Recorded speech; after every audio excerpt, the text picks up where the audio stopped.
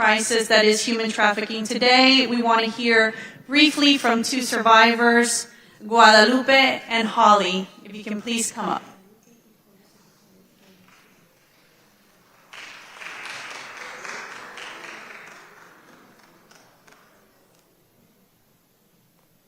Buen día, bienvenidos a todos, un gusto y gracias por el espacio. Antes que nada quiero agradecer a Dios por estar aquí el día de hoy. Solo un 2% de las sobrevivientes de trata sobreviven. Y mi más profundo agradecimiento para Rosy por la confianza que me dio de estar al frente de Comisión Unidos contra la Trata. Soy sobreviviente de trata de personas del clan Trevi Andrade Portillo. Y el día de hoy también quiero agradecer a Adriana de la Fuente, al abogado Sam y a Marcelo Sánchez Orondo, que quiero que le brinden un gran aplauso, por favor, porque es una de las personas que sin su apoyo en estos momentos no podría estar aquí parada con valentía. Y quiero comenzar con una frase que nace desde mi más profundo corazón.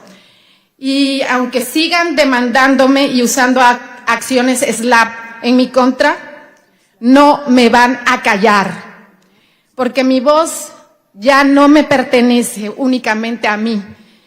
Mi voz representa a quienes aún viven atrapados en la explotación, a quienes tienen miedo, a quienes todavía creen que nunca podrán recuperar su libertad. Mientras exista la trata de personas, seguiré hablando, seguiré enseñando y seguiré acompañando, porque hablar salva vidas y callar nos hace cómplices. La trata de personas no comienza con cadenas. Comienza, como a mí me pasó, con una manipulación emocional.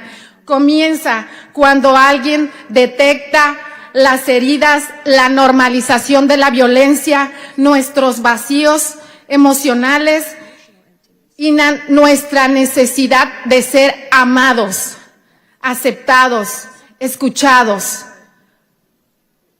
Y convierte todo esto, como me pasó a mí, en un mecanismo de control.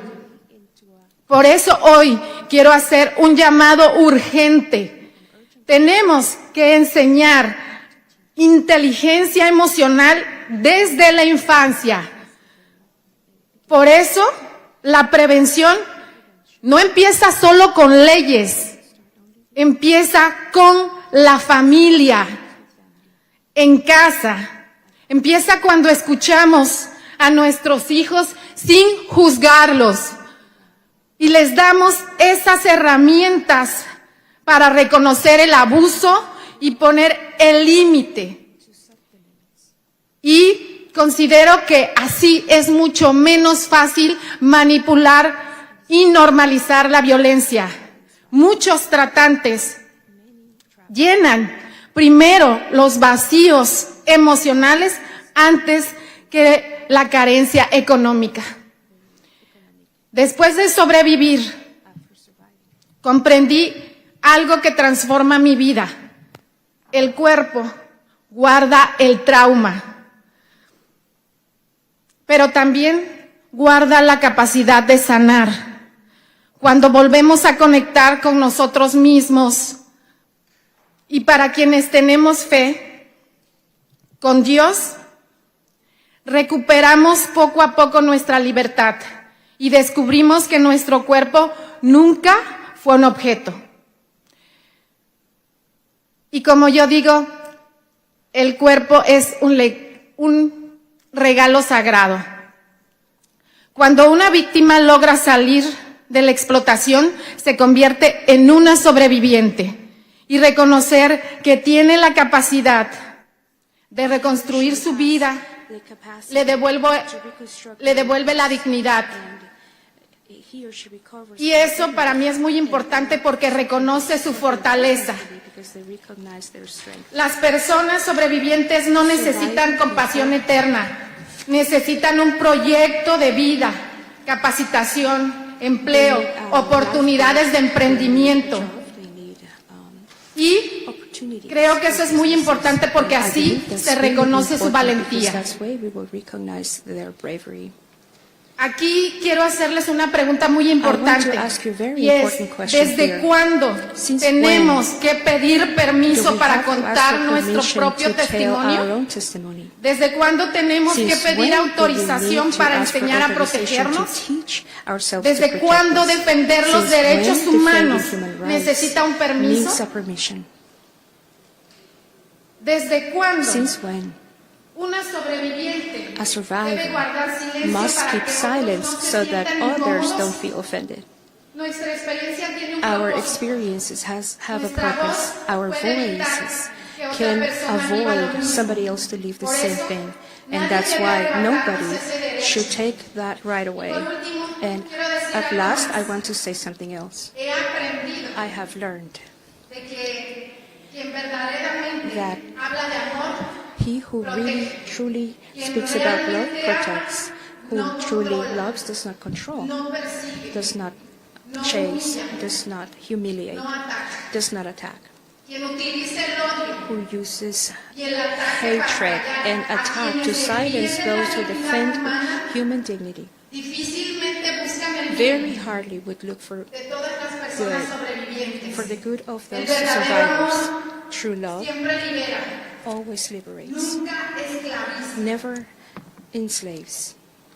Hoy quiero reafirmar mi Today compromiso. I want to Seguiré reaffirm luchando my por los commitment. derechos I will humanos. continue to fight for Seguiré human rights. I will continue to defendiendo defend la prevention. prevención. I will continue joining together those survivors so that they can recover their own independence, economic and spiritual and emotional. And I will continue to teach that the body can become Camino de sanación, de libertad, a healing de way encuentro con of Dios. freedom and an encounter with God. My voice is the voice of those who are not able to speak yet. No me van a callar, I will not be silenced porque la verdad because no the se truth silencia, is not porque la silenced, dignidad because no se dignity negocia, is not porque la negotiable, libertad no tiene because precio, freedom does not porque have creo a profundamente price, que and Dios because I nos creó profoundly believe that para God vivir created us to be con free dignidad with dignity y con amor.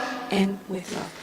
Que la vergüenza, That shame changes verdad y justicia is para truth and las justice verdaderas víctimas. for the true victims. Thank you very much.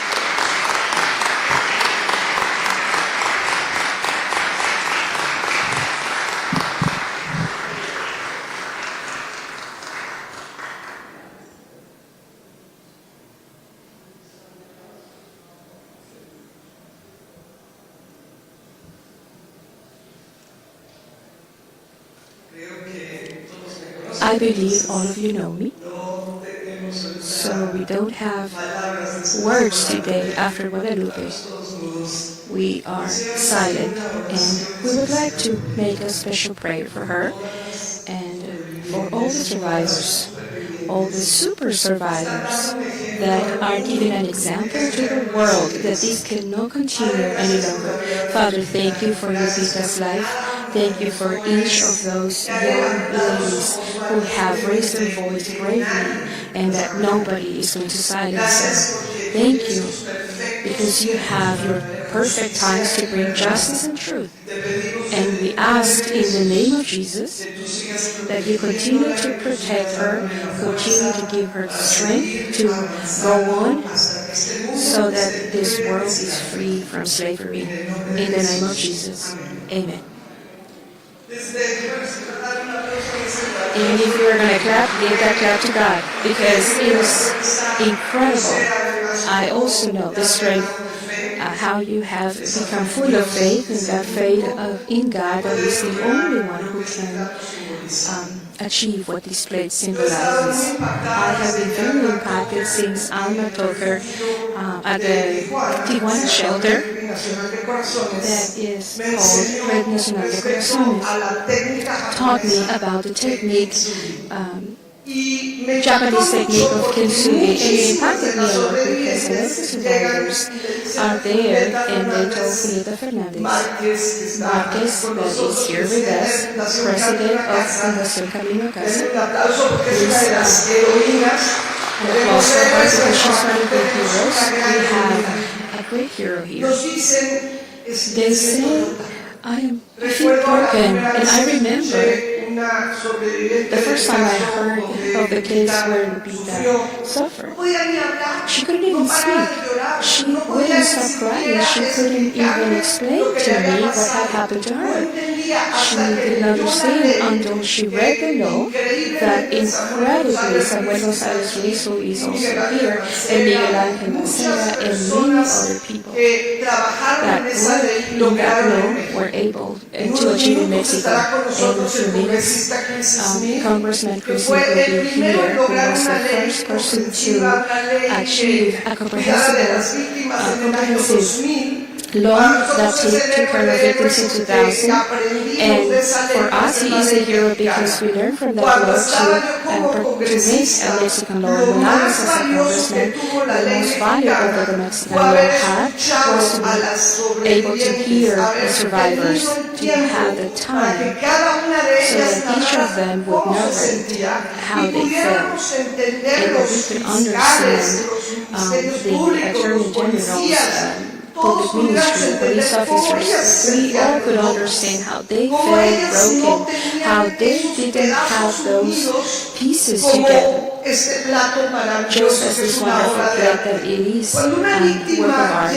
When a victim comes to a shelter, she believes because the trafficker has told her that nobody's going to believe her, that she does not have anybody, that she is somebody discarded that has no value at all, and that is the total opposite when she gets to a shelter, thanks to this law to prevent, sanction, and eradicate human trafficking crimes. It is a general law that has an entire chapter for assistance to victims. Victims are very valuable.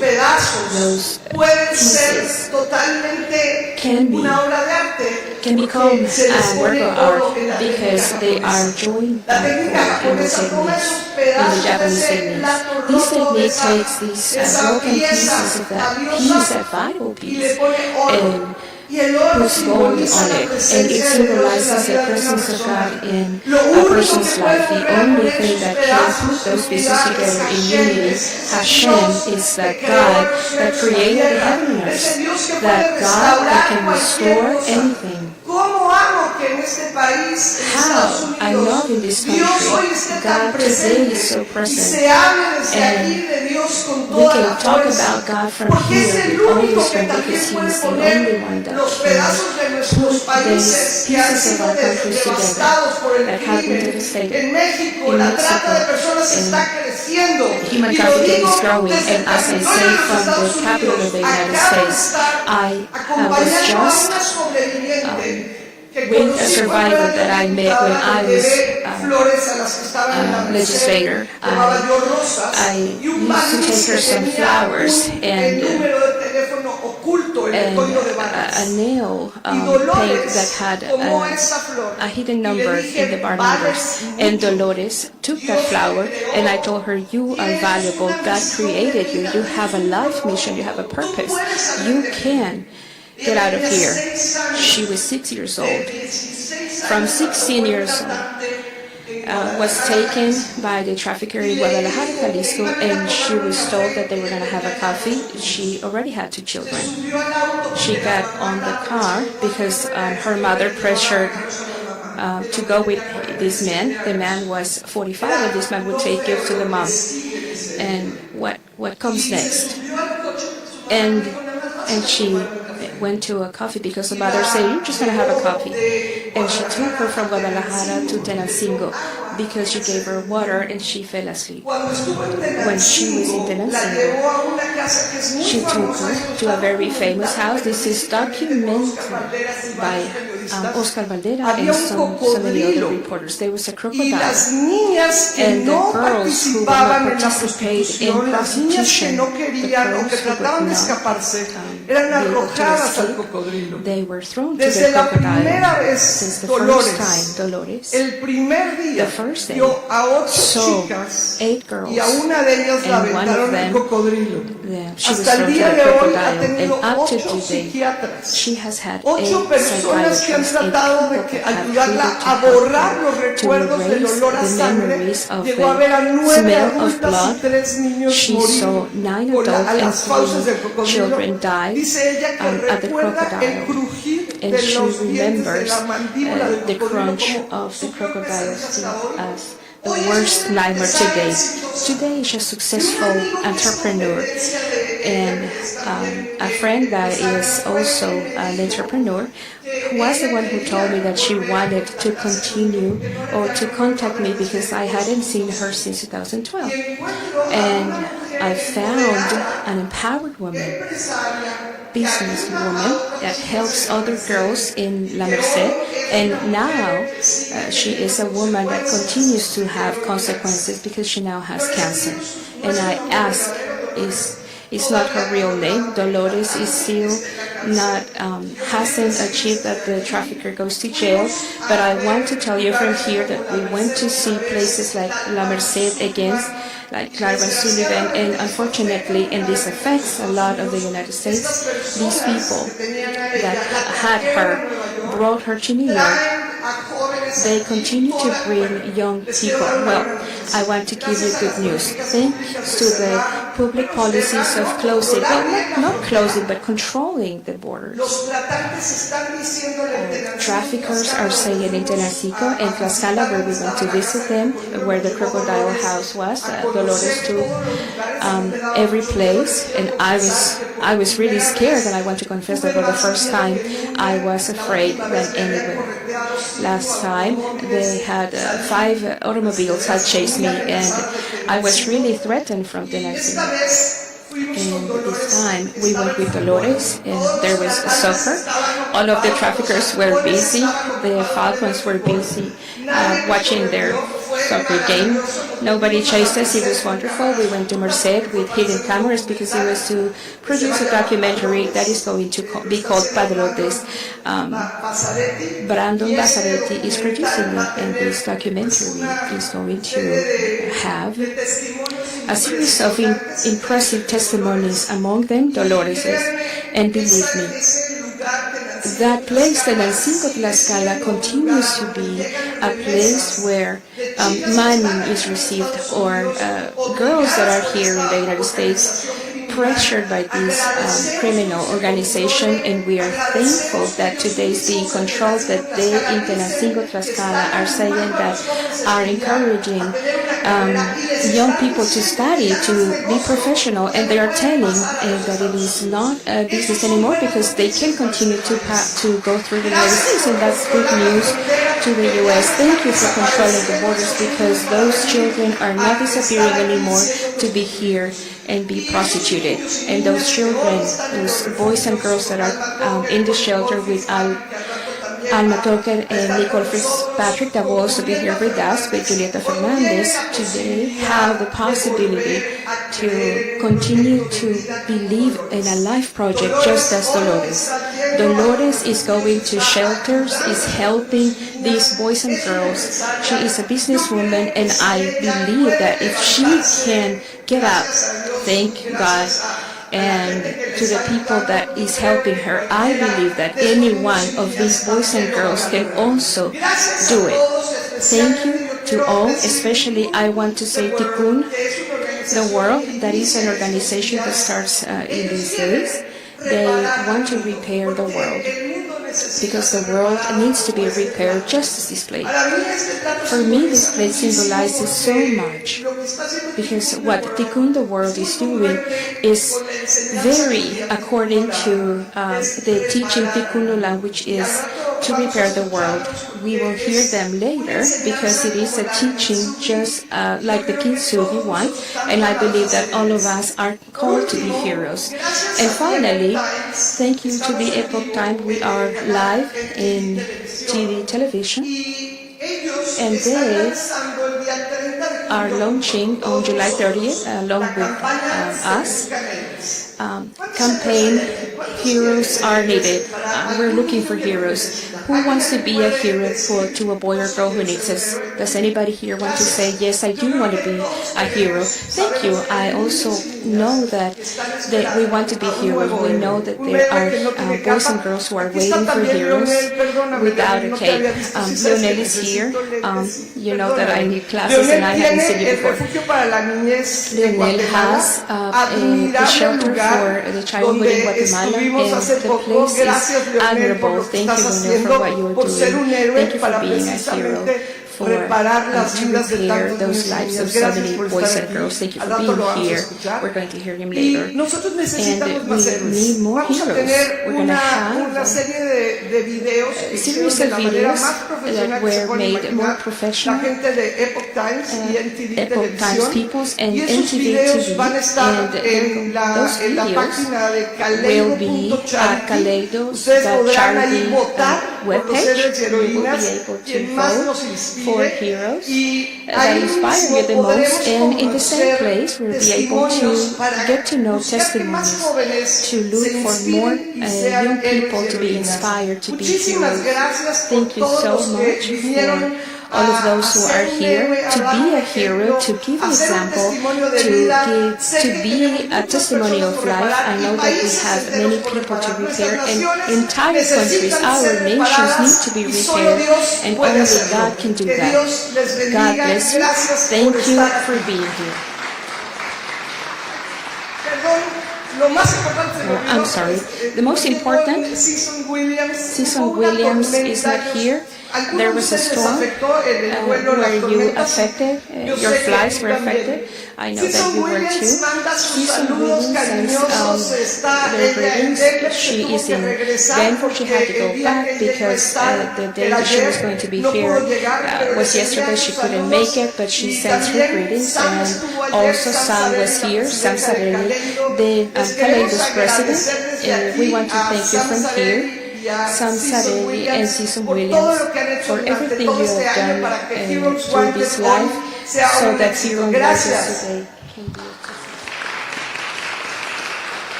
Thank you, Rosie. Gracias, Rosy.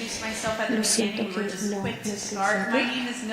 Mi nombre es Nelsa Álvarez. Yo soy la directora nacional de la Coalición Fe y Libertad. Mientras nos movemos, quiero presentar a alguien muy especial, no solamente el apoyo a la misión de Rosy en Kaleido, sino también el esfuerzo para asegurarse que las iglesias en las naciones estén involucradas no solamente aquí, sino también en las comunidades para poder combatir la crisis del tráfico humano. Así que me gustaría presentar nuestro siguiente orador, nuestro oficial principal de Faith and Freedom Coalition, John Hardison. Gracias, Nelson. Es hermoso estar aquí. Yo me disculpo porque no hablo español, hablo inglés del sur, así que incluso los estadounidenses tienen un problema de entenderme, pero espero que ustedes me puedan entender esta mañana. Gracias por estar aquí. Y solamente hace un mes estuvimos en este lugar con la mayoría de la conferencia y tuvimos un concilio en esta conferencia el jueves y llenamos este lugar con activistas cristianos y pastores que estaban aquí para luchar y que su voz fuese escuchada en los pasillos del Congreso.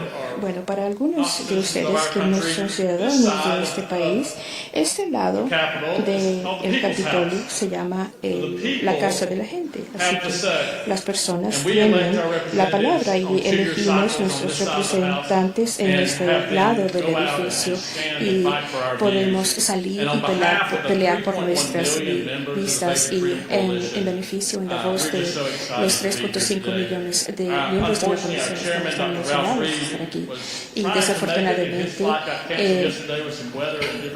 el canciller no pudo estar aquí por causas del clima, pero él envió su saludo. Faith and Freedom no solamente trabaja con las iglesias, sino que también trabajamos en los pasillos del Congreso para trabajar en las políticas que valoran la vida humana desde la concepción hasta que llegan a su previo eterno, y ellos reconocen que la dignidad de la vida está en ataque por la epidemia llamada tráfico. Trabajamos con nuestros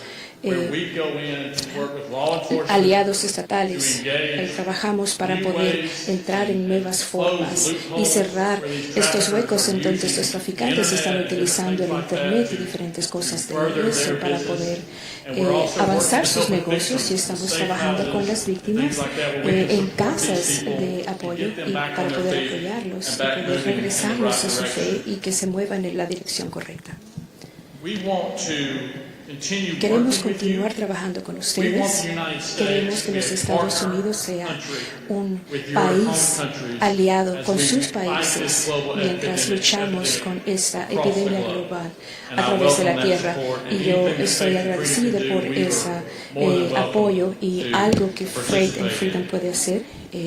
Para hacerlo, lo haremos. Ahora es mi gran honor presentar nuestro siguiente orador. Él es uno de los miembros que más tiempo ha servido en la Casa de Representantes. Tiene el reconocimiento internacional para un luchador de los derechos humanos y en la dignidad de la vida. Él ha sido la autoría de legislaciones que luchan en contra del tráfico humano. Él es un gran amigo de nuestra organización, del pueblo americano, así que gracias por dar la bienvenida al congresista Chris Smith.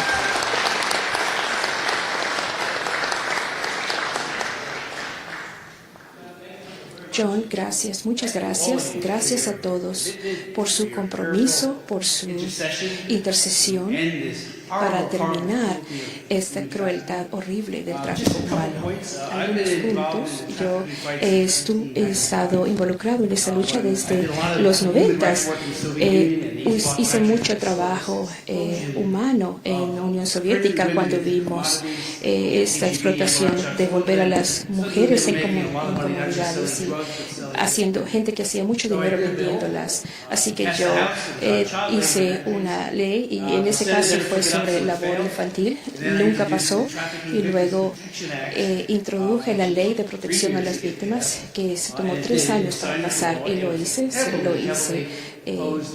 volvió ley, y muchas personas se opusieron, que no buscaban soluciones sino problemas, y yo preguntaba en mi mente, ¿qué estás haciendo? ¿De qué estás hablando? No, está real, está creciendo, está expandiéndose, y si no tomamos una acción para criminalizarlo y para salvar y proteger las víctimas, a aquellos que han sido victimizados, y asegurarnos de que tengan servicios para ayudarles, para que puedan regresar a la sociedad y encontrar esperanza. Es una vergüenza para nosotros, pero nos ha tomado 3 años para poder hacer esta ley y en los Estados Unidos y en el Senado, y estaba sorprendido que diferentes partes de la administración aún dijeron, y menciono esto porque una buena persona y todo lo demás, secretario de la Democracia para Derechos Humanos, y él dijo, bueno, estás haciendo esta ley, especialmente cuando estás haciendo nombres, y estamos hablando de enfatizando las 3 fases: protección, persecución y prevención. Cuando tú haces eso, estos países va a ser contraproductivo. Y dije, tú no haces ningún progreso en la parte de los derechos humanos a menos que haya una pena y una condena fuerte, y espero que las personas se puedan unir en ese esfuerzo. Y sí pasó, y en ese momento, pues hace más o menos 40 años tráfico. Nadie dice trabajaron tanto en eso, así que nos pasamos. Tenemos otros 4 desde entonces y en este momento tenemos otro que está siendo bloqueado, que se llama la Ley de Protección Federal, y en este momento está siendo bloqueado y estamos tratando de desbloquearlo en la casa.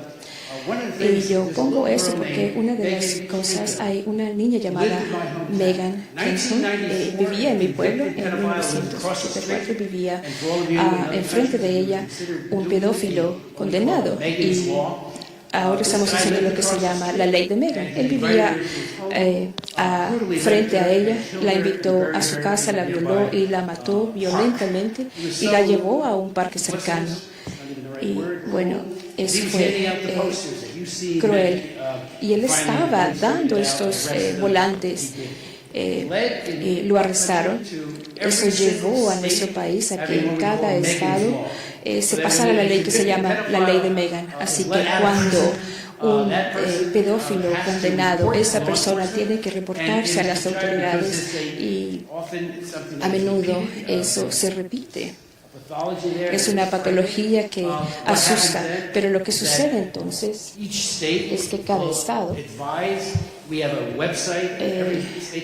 dará, tenemos un lugar por cada estado donde tú puedes ir y buscar un estado, municipalidad o ciudad, y todos aquellos que han cometido estos crímenes tienen que reportarse bajo una condena de 10 años en prisión para que no se puedan convertir en el entrenador o estar en un parque o poder continuar atentando contra la vida de los niños. Así que la ley de Megan, y saben que las personas, los padres, saben muy bien.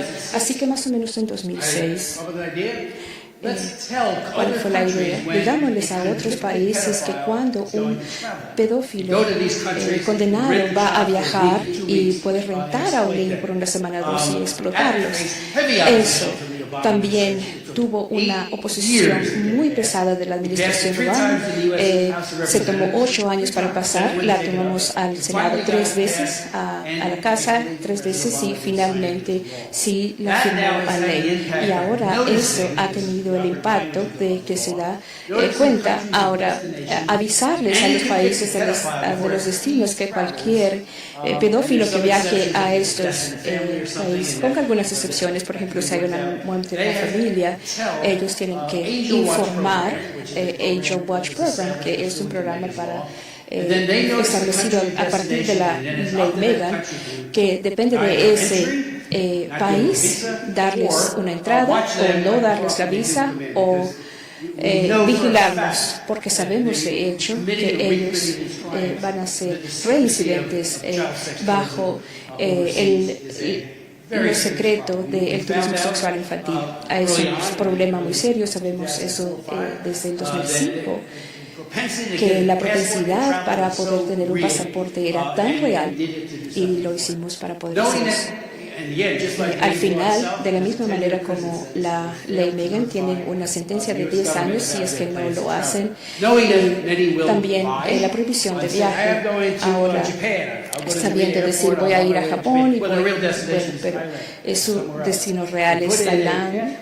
Ponemos un marcado en el pasaporte para que se pueda abrir ese pasaporte, que puedan decir, wow, tú me vas a entrar, sal de aquí, ten un buen día, porque no creemos que tu visita aquí es para propósitos legítimos.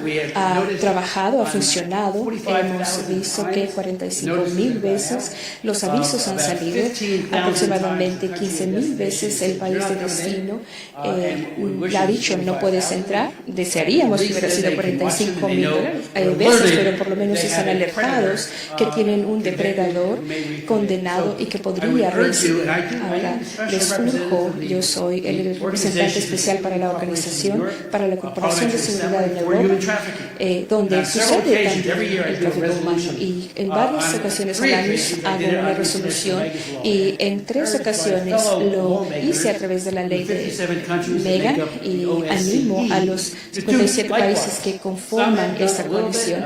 Algunos han hecho algunas cosas y Inglaterra ha hecho algunas cosas y queremos saber cuando vienen, dilo, ponlo en la ley. Por favor, díganos para que sepamos y podamos tomar el secretismo de todo ese turismo sexual cuando vienen aquí.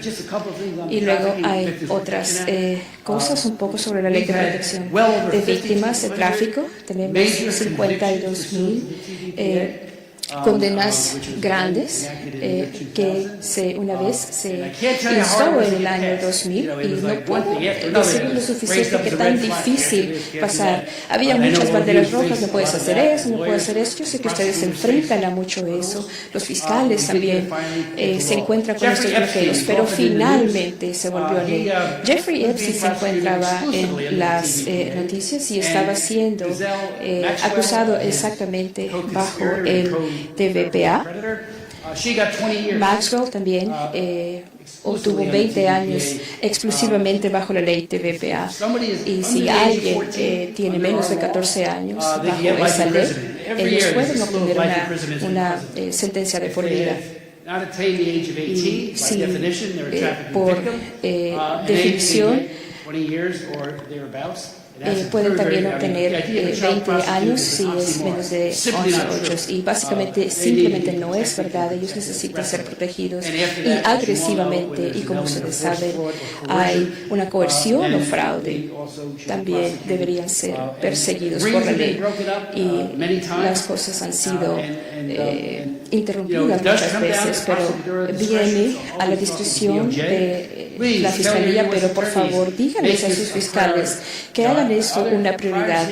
Yo sé, hay otras cosas que necesitan ser vistas. Por favor, háganlo eso una prioridad, pero igual algunos lo hacen, otros no, igual nosotros continuamos presionando. Lo logramos una vez. Una de las otras cosas que estamos haciendo, yo sé que lo hacen y lo saben, vamos a apoyar mucho sobre la concientización y eso sucedió hace muchos años. Hace 2010 estaba en Ambassadors International y ella y otros habían hecho un esfuerzo grande para que las aeromosas y otro personal del avión pudieran informarnos para ver qué es lo que podían ver. Y ella nos dijo sobre estos niños que habían sido traficados de Haití y no se veía bien. Estos 3 niños no parecían ser ni siquiera conocer a este hombre y lo hacía una y otra vez en un anillo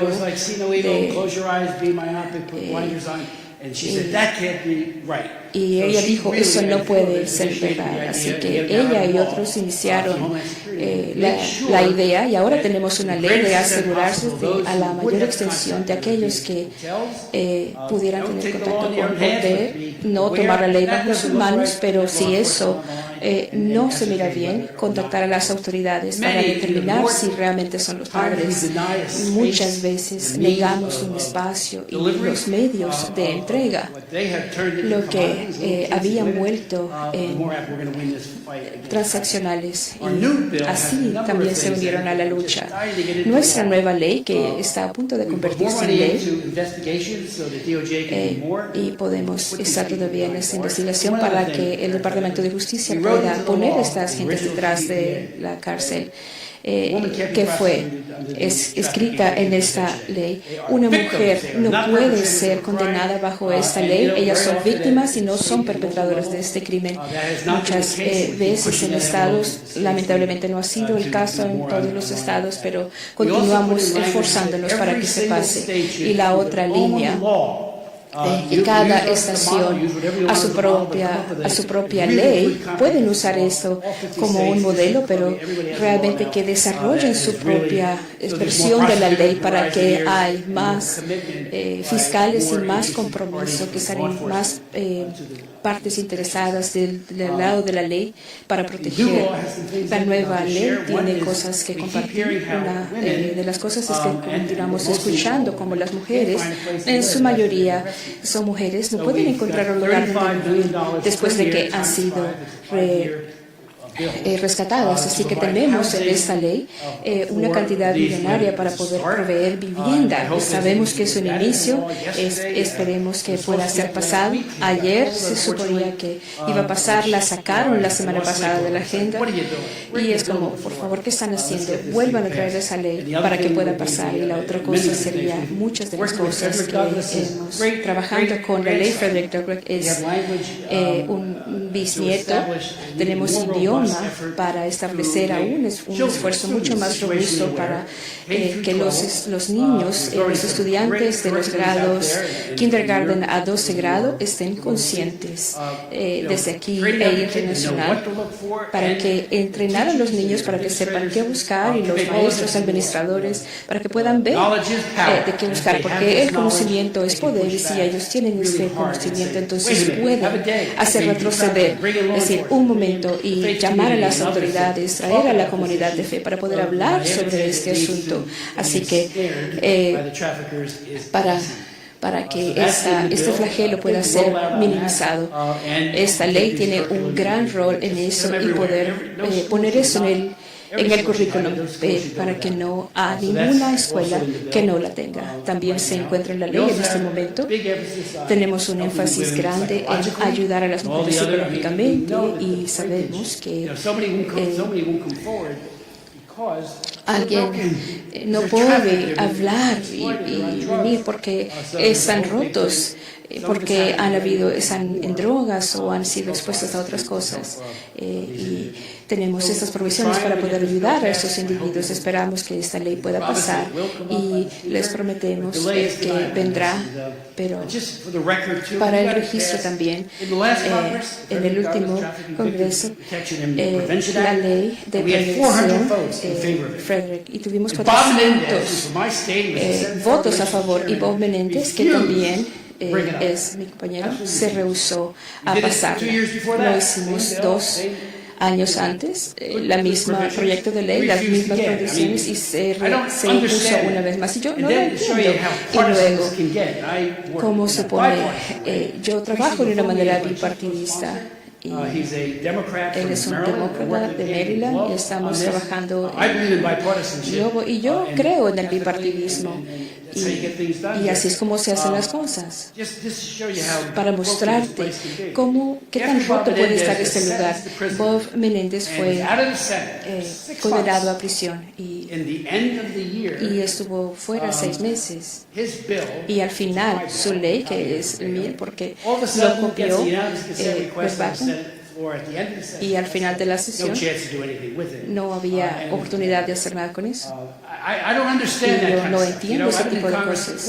Estando en Congreso por 46 años, abusos de derechos humanos sucediendo, tenemos explotación que te da náuseas, tenemos realmente que trabajar juntos para poder hacer el trabajo. Y Missouri, esta persona ahora está en prisión por 11 años por corrupción. Yo no entiendo eso. Estamos encontrando otra vez estos bloqueos, pero les digo que no vamos a dejar que nos detengan. Así que les agradezco a ustedes, y cuando lleguen, por favor, consideren la ley Megan para sus propios países.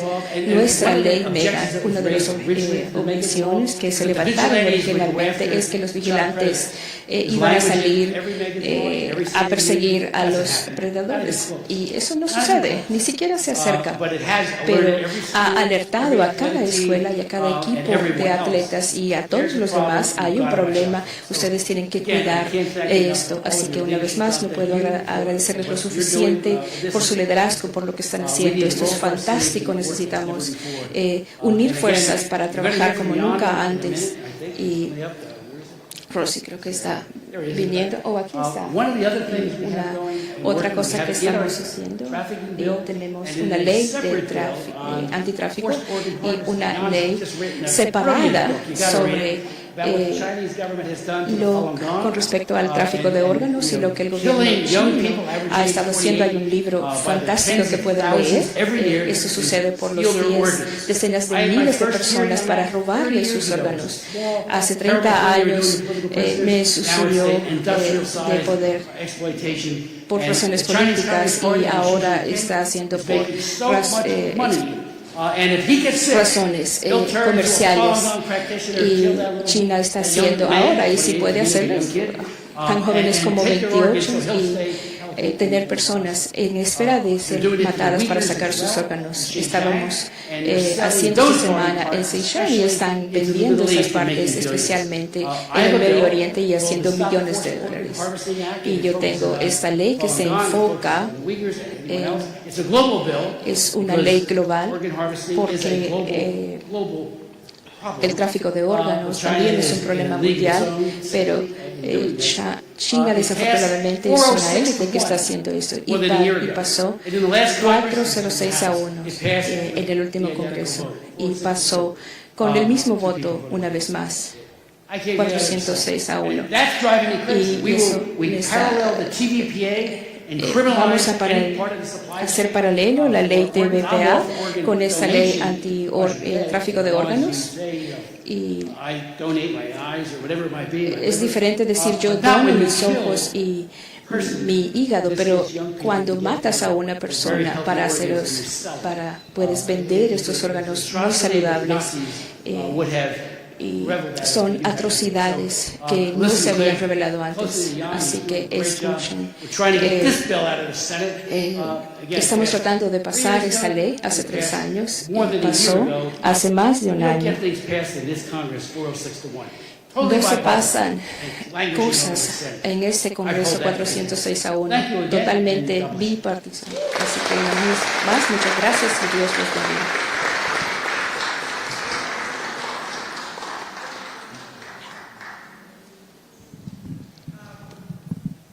I spoke with a congressman and with his team that for us, Heroes One Hablé con el congresista y con su equipo, y para nosotros es tan importante que aprendamos de él. Cuando yo era congresista, yo aprendí todo de ti, y hemos preparado algo para decir que, y tú ya lo has dicho, pero es tan importante que tú eres el primero que dio dignidad a las víctimas. Y eso que está ahí, puedo tener, es un recuerdo es un regalo para ti, porque usamos eso todo el tiempo para ilustrar cómo las víctimas fueron rotas, y gracias a ti, el oro, la técnica Missouri en Japón. And yeah, it's a piece of art. It's gold. Sí, es oro, y eso es oro. And this is something that we es prepare algo for que you hemos preparado because we para want ti, to name you the hero of heroes. El héroe de héroes. You did the first law, and really, for me as a congresswoman, we passed the anti-trafficking law in Mexico because we learned from you. Julieta Fernandez protected that law. She was really like a hero. Well, she's a hero. Now she is the head of one of the shelters. The husband, Senator Manuel Añorbe, has been also protecting that because we have criminals in Mexico trying to destroy the law. Several times they have destruir la ley, varias veces han tratado de hacerlo, pero entiendo que eso es algo tan importante que has pasado la ley. There is people in Guatemala. Guatemala brought a lot of judges. They came. The High Supreme Court judges are here. They are doing an amazing job to apply the law. They also learned from that first law that was 2000. And also there is people here that are taking care of things to you because, for example, in Quintana Roo, it's a state where García López is rescuing children and applying the law very Juan Pablo está representando eso. Y hay tantos héroes aquí que queremos invitarlos. El 30 de julio vamos a estar aquí en Portal y en televisión TV. Vamos a soltar bastantes videos desde aquí y vamos a... hay bastantes videos esperando a héroes como usted, como ellos, y vamos a invitarlos a todos a venir ya al consulado. Nos abren la oficina para trabajar aquí. Estamos muy honrados. Y desde ahí estamos tratando de inspirar a bastantes personas que sean héroes, así que por favor únanse. El mundo en contra de la trata y usted va a ser el héroe de los héroes. Gracias por todo lo que está haciendo. Gracias.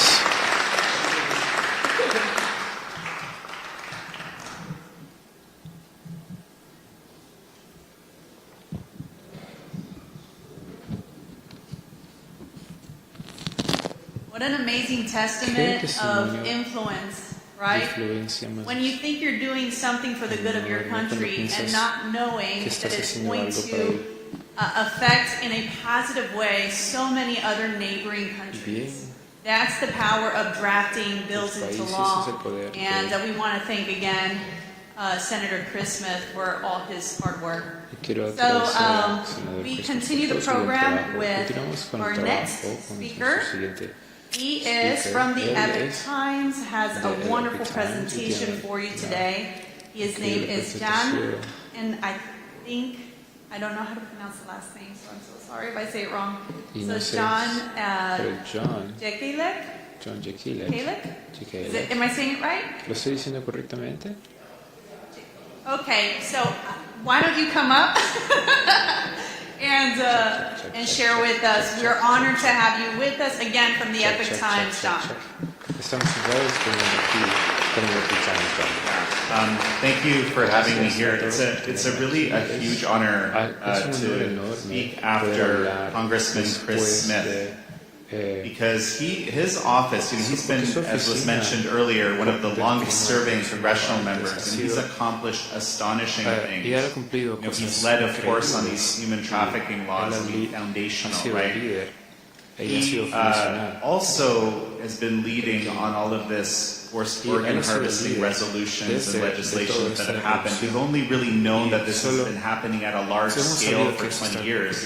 But he actually did the first hearings on it back in 1998 when we knew it was happening at a small scale. They were killing individuals for the benefit of kind of senior Chinese Communist Party officers. He's also pushed significantly in the area of Lyme disease. I only learned this last year. It's actually a very important disease that has been happening for years. So anyway, Congressman Smith's office is one to watch for a very important legislation. And I appreciate the shout-out. Y agradezco que lo han nombrado.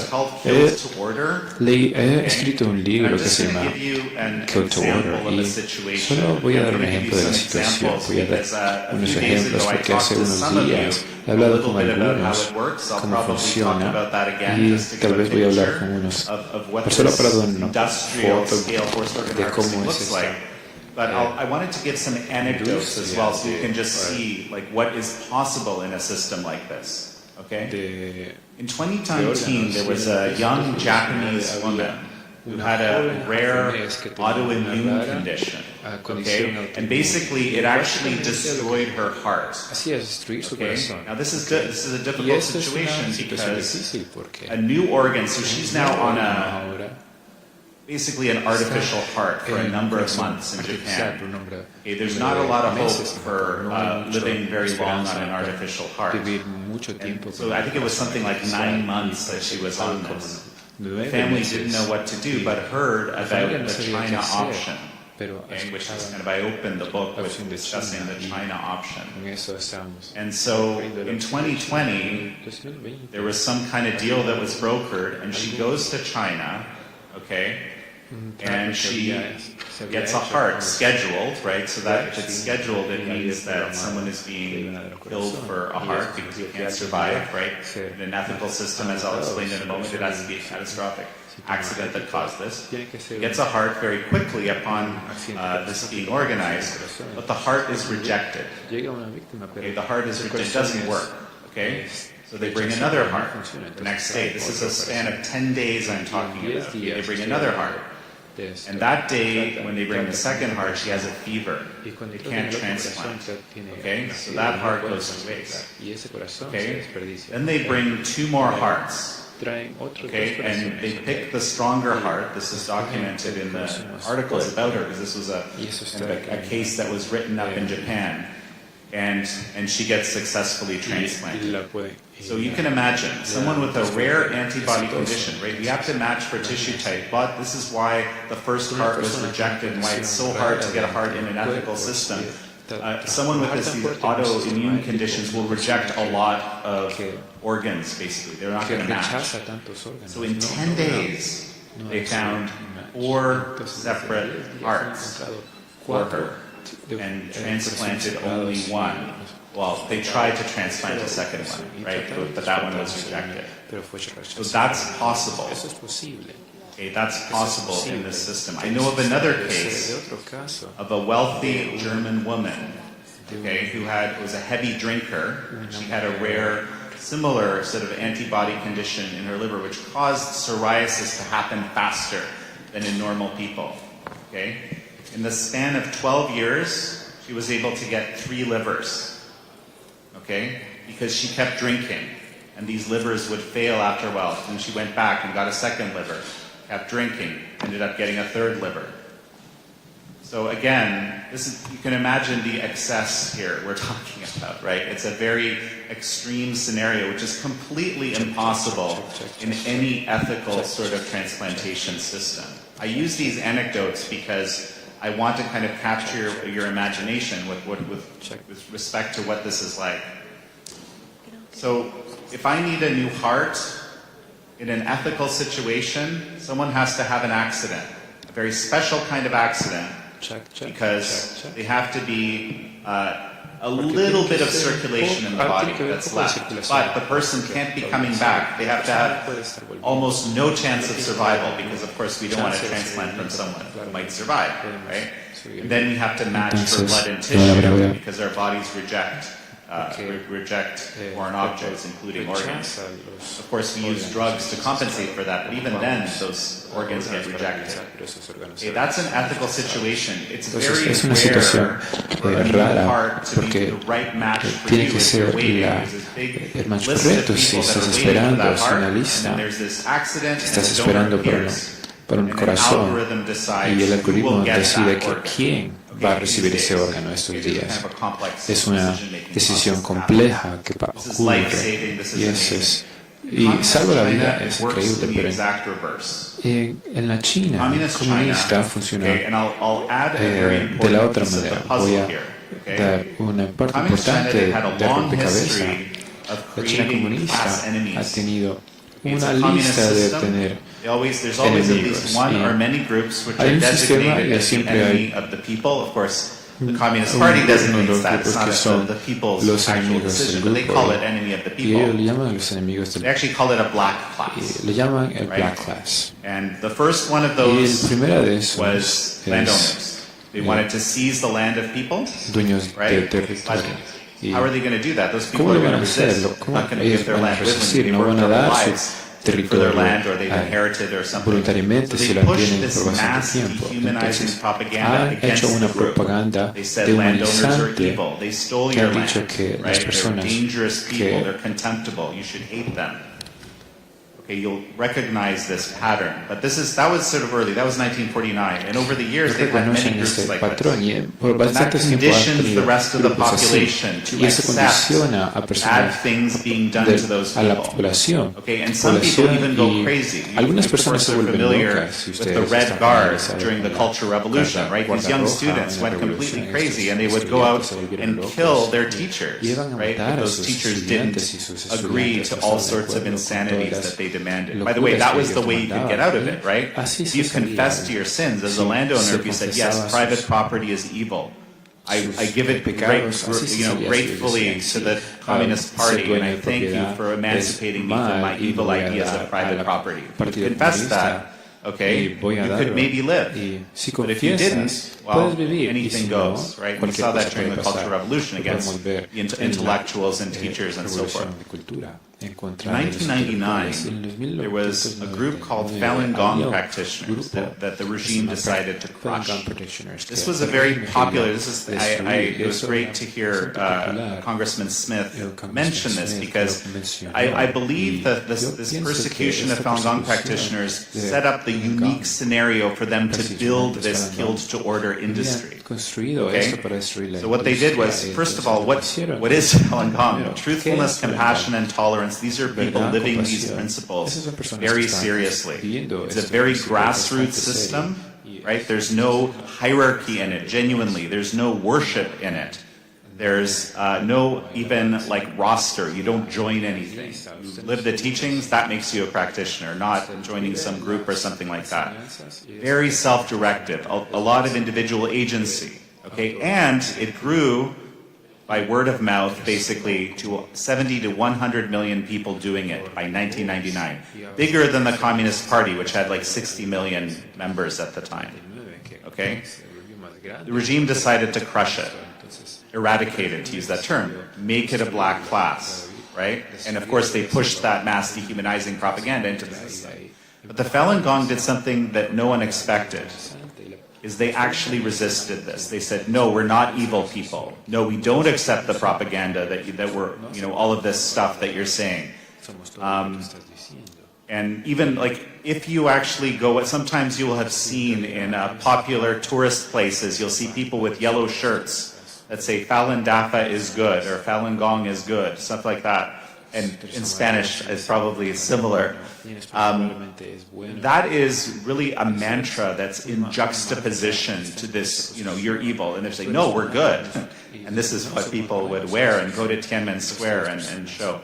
So what they did was they incarcerated a massive number of them because these people wouldn't go easily, right? And they put maybe 1 million, maybe 2 million people in the system. Okay, half the State Department said in 2005, half the people in the re-education through labor camp system of China were Falun Gong practitioners. Half, okay? And they blood typed and tissue typed and organ scanned them in advance. They created a database of all that data, right, biometric data. And now, as a wealthy transplant tourist, for example, this Japanese woman or a wealthy American or Canadian guy, if I have my $200,000, I can spend it, make the transaction, and my donor is already in a database, an incarcerated prisoner of conscience that can be shipped and killed to order. Or in the case of the Japanese woman, 4 people.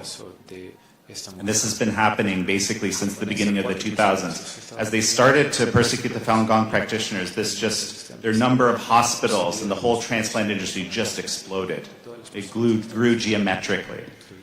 And actually, Chris Smith was, very interestingly, number one, in 1999, when this Falun Gong persecution began, he was one of the first people to sponsor a resolution saying, stop doing horrible things to these people. This is a human rights atrocity, right? And then in 2006, when it became obvious to us, that's when I got hit over the head with the evidence. I didn't want to believe it, by the way, right? Myself, I had heard some things rumors about this. Didn't want to believe it.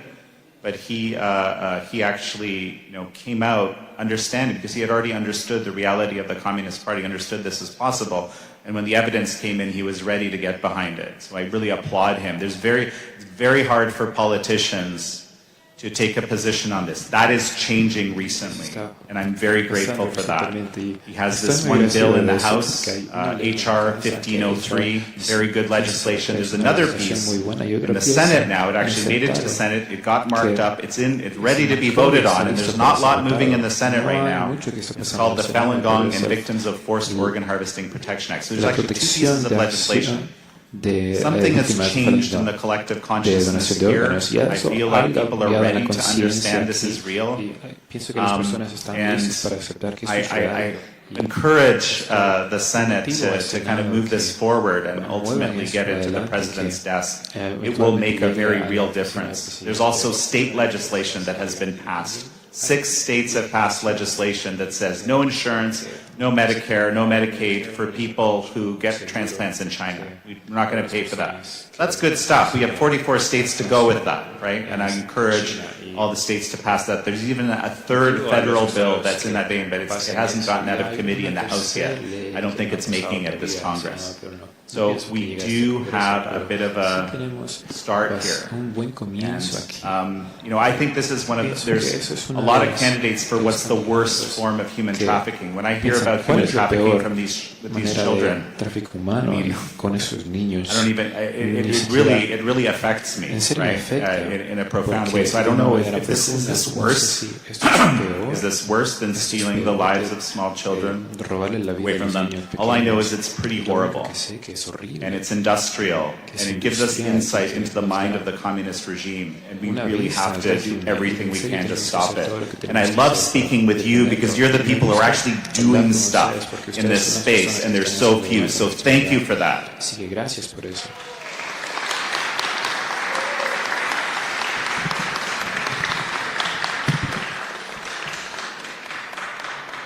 so much, John.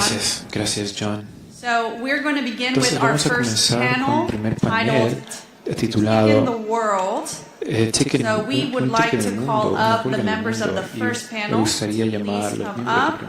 That would be Julieta Fernández Márquez, Presidenta Fundación Camino a Casa, abogada y defensora de los derechos humanos.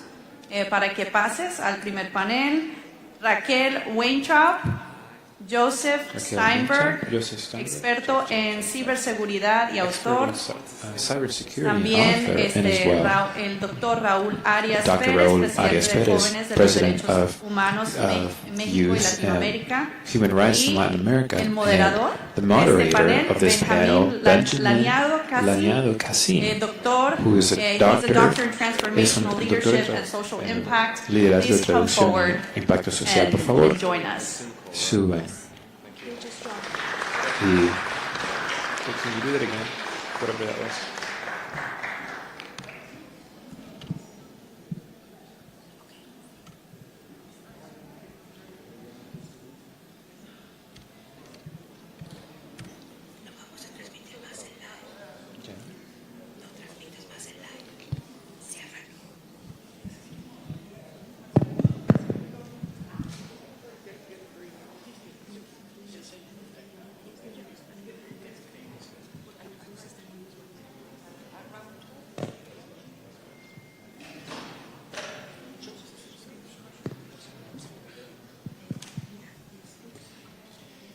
Good morning, everybody. My name is Benjamin Laniado. It's a true honor to be here today in the United States Capitol. I want to thank the CPAC, Kaleido, and especially to Rosie Orozco for having us today here. For more than 20 years, I have served in humanitarian crises around the world. Earthquakes, hurricanes, wars, displacement. And I think I haven't seen the most vulnerable people around the world. But I have also seen something extraordinary. When tragedy strikes, the difference between us just disappears. Nobody asks the person trapped under the rubble what religion they are. Nobody asks an hungry child which side they are on. You simply help and give a hand to others, because before we are Jewish, Christians, Muslims, Republicans, Democrats, Mexicans, Americans, North and South, we are human beings. We are brothers of one family. This idea is the heart of an ancient Jewish concept it calls Tikkun Olam, repairing the world. For thousands of years, Jewish traditions has thought of something simple but very profound. We are not here only for ourselves. We are here for serve others. When we see something broken, we have a responsibility to help and repair it. When another human being is suffering, we cannot simply look away. The needs of others become our spiritual responsibility. That is Tikkun Olam. And while Tikkun is a Jewish word and in Hebrew, what it expresses is deeply, very, very universal. Across cultures, religions, and civilizations, humanity has understood the same basic truth. We have responsibility for one another. Tikkun is a Jewish name for a universal human instinct to care, to help, to repair, to protect, and to leave this world a little better than we found it. And that is why we created this organization, Tikkun the World Foundation. Today, our societies are becoming dangerously divided, and millions of good people are standing in the middle, wondering, is there another way? And we believe there is another way. Tikkun the World brings together hundreds of organizations already working every day to repair the world.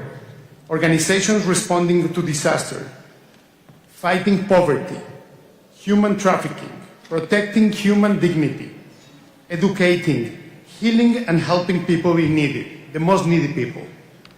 Our mission is very simple, to bring them together and amplify their voice, to show the world through real actions and real human stories that Jewish people are doing today and have been doing good things for the world since the beginning of our history.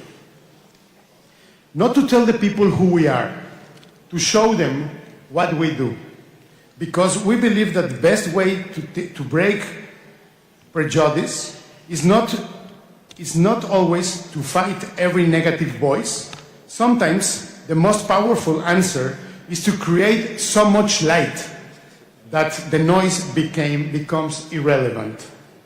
To replace prejudice with human stories, suspicion with action, division with shared responsibility.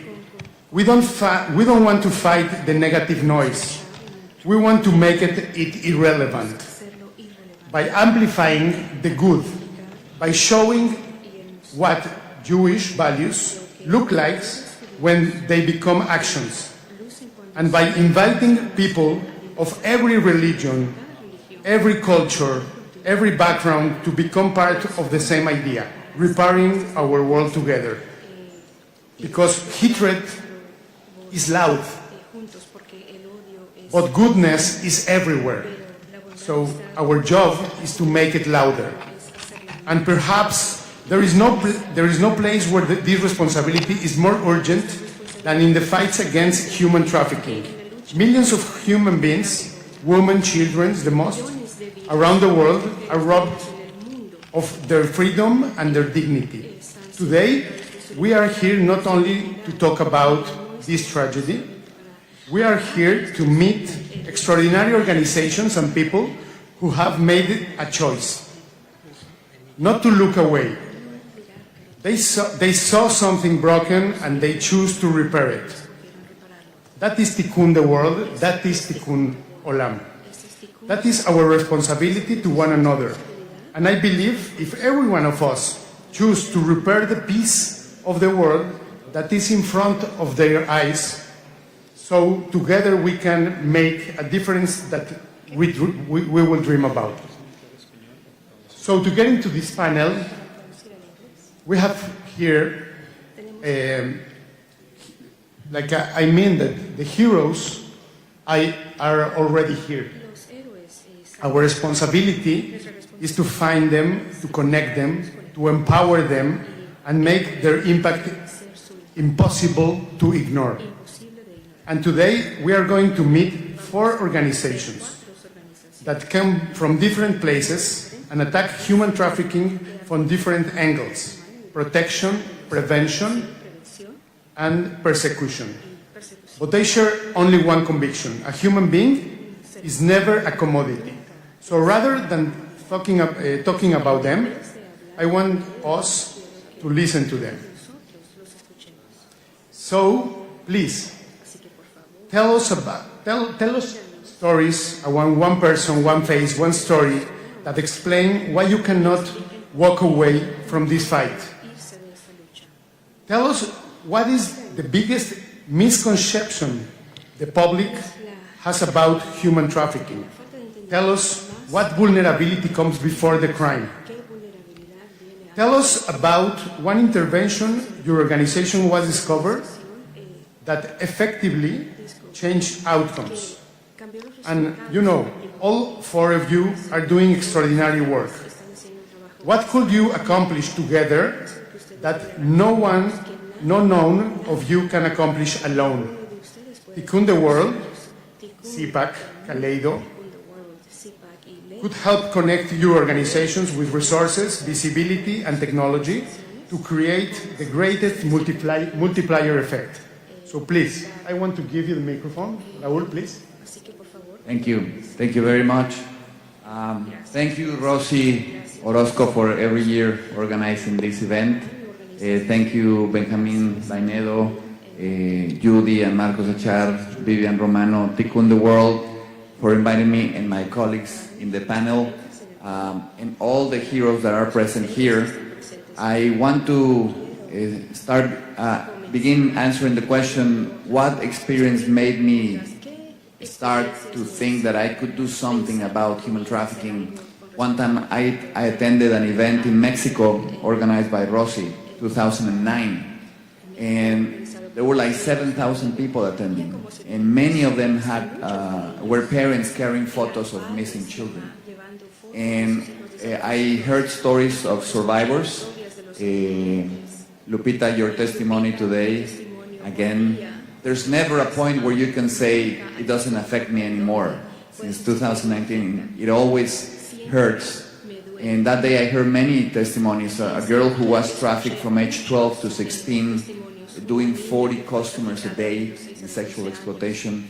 But what really made me feel that sense of responsibility is to meet mothers that found their daughters dead or never found them for 18 years. And they were still trying to help somebody else. And I asked a couple who lost their 13-year-old daughter, and when they found her, she was empty of every organ. That's how they describe it. I asked them, how do you do it to keep going in your life? How do you do it? And they said, you know, it always hurts, but when we help other people, that gives us a reason to keep going. And I felt this sense of responsibility I never felt before, because I grew up in a perfect bubble. Like, I felt I had no rights. I had lost my right to complain about anything in my life. And I felt I needed to do something to feel that I deserve the amazing life that I had. And I found education to be, if not all the answer, the beginning of the answer. Because what makes people vulnerable for human trafficking, I think there is human trafficking because there is a market for it. And there's a market for it because there's a lack of awareness and there's a lack of education.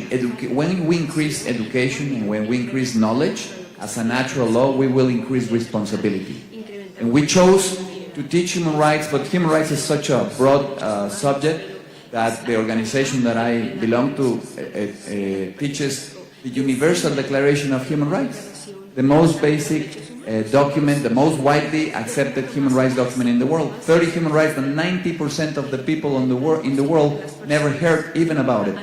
If you do a survey, 90% of the people of the world won't be able to name at least 3 of the 30 human rights. So if we are able to teach this, then we'll have a society that won't tolerate human trafficking.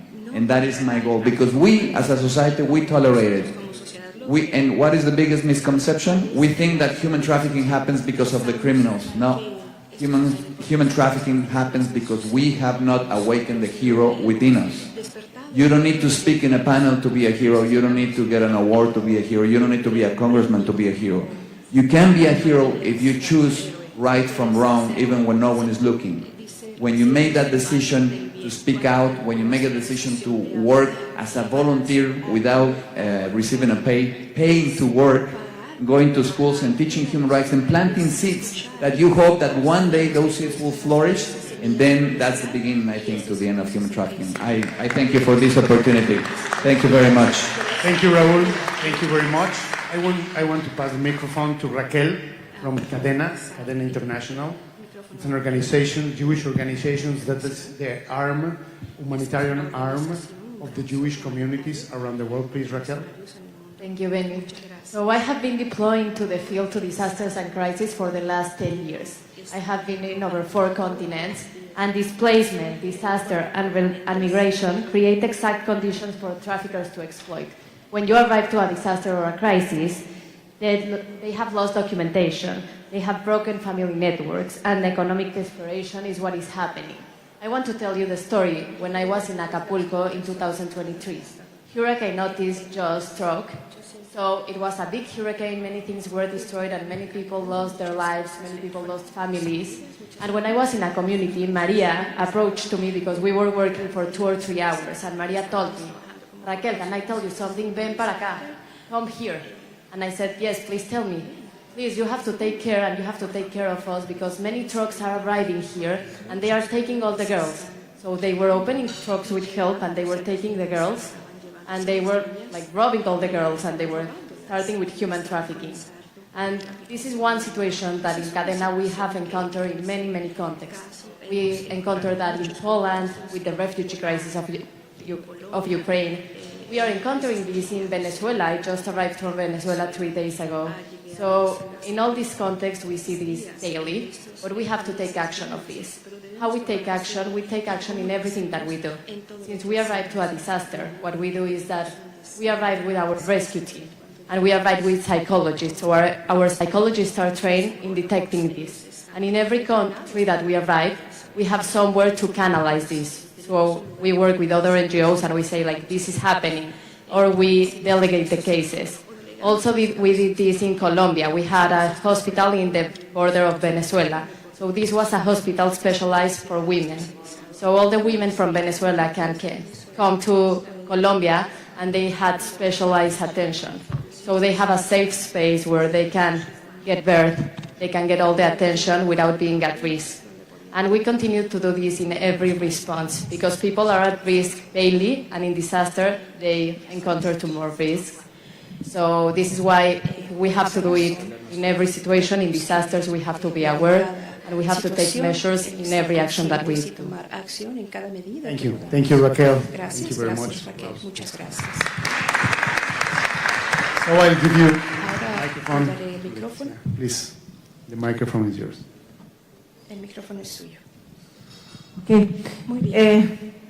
Pues para mí ha sido todo un viaje, el tratar de ayudar a las personas, y esto es porque uno nace con un corazón que tiene compasión por las personas. Y cuando hay compasión, como decía Raúl, uno quiere ayudar, uno necesita ayudar. Y eso es That is what transforms the world, when you are allowed, when you can step into other person's shoes. And what happened to me to be involved into this in the fight against human trafficking was that one day Rosie came close and told me, "You have to be the president." I was a federal legislator, and she said, "You have to be the president against the Commission Against Human Trafficking." I knew nothing about it. I started studying what it was, and I was able to see how it is a crime that is committed every time, once and another time, and it advances and destroys and tears apart people's lives. But many years ago, in the 1600s, 1700s, was that they were bought at the gates of the city, and now they were manipulated, they are being deceived, and they were even taken almost by their own will to commit suicide because of the vulnerability of what they were speaking, to say, "I need this," even though it is a falsehood, it is deceit. So when I discovered all this, and I saw too much corruption everywhere, I realized that I won't be able to go against human trafficking. I have to go against Congress. I would have to go against so many people, criminal or organized. And I believe, hearing Lupita, you feel that it is too wide of a wall that can't be torn down. And that's what I felt. I said, how am I going to be president against human trafficking if this is something that is larger than I am? But when we put God into the strategy, God is even greater than us. And last night I was praying, I was saying, tell me what I have to say there. And he told me, I died in the cross so that everyone could receive the healing and repairing of over-speaking, so that all could reconstruct, rebuild the harmful of what society has become and the world, and that I died. Today I am singing next to the Father. I am alive. I am not impotent. You have to ask me to restore. I have the power to restore, and I will use all of you to do that.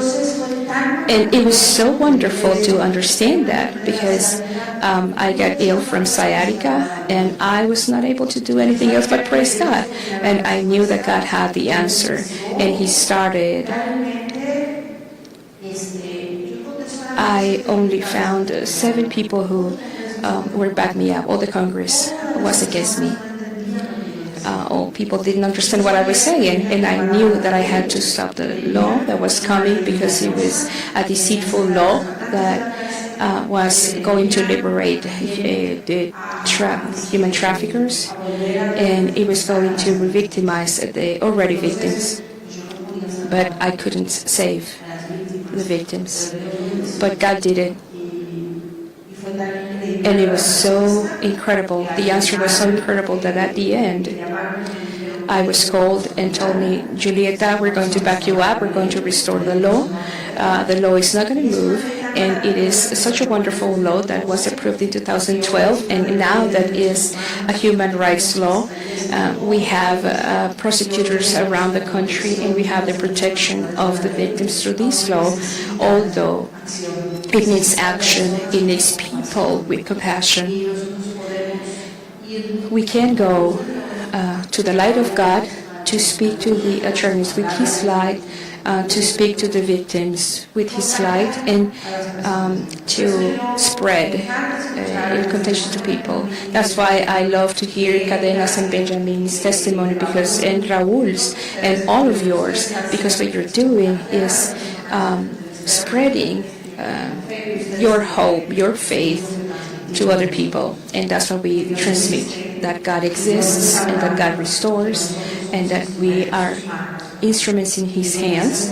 And what we do in the foundation is I had a child who needed a psychiatrist, that she would enter in crisis, that she would faint, and we had to take her, and we had to take her once again and another time. And I said, what can I do with this child? And God changed her heart, and God restored her, and He gave her a new heart with faith and hope. God does things. That's why it is important to connect with God. God bless you. Thank you, Leticia. And at last, Joseph. Hello. I want to first thank you for having me here. Gracias por I feel like a tiny person among giants when I hear what some of the people in this room have accomplished. So I feel honored and almost out of place to be talking to you. I'm in this space accidentally. And I'm not, I teach at Columbia, and I serve as an expert witness on cybercrime.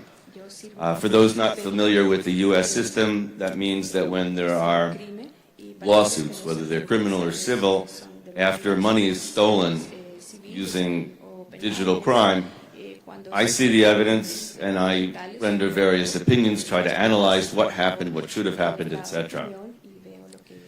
There was a famous American bank robber who was asked, why you rob banks? Why do you rob banks? And he answered, because that's where the money is. We know, and in 2024, the Financial Crimes Enforcement Network, which is part of the U.S. Treasury Department, stated that human trafficking is one of, if not the most profitable crimes in the world. So, of course, that attracts criminals. I see cybercrimes. I see the evidence from them. And one of the things we have discovered is how this money moves.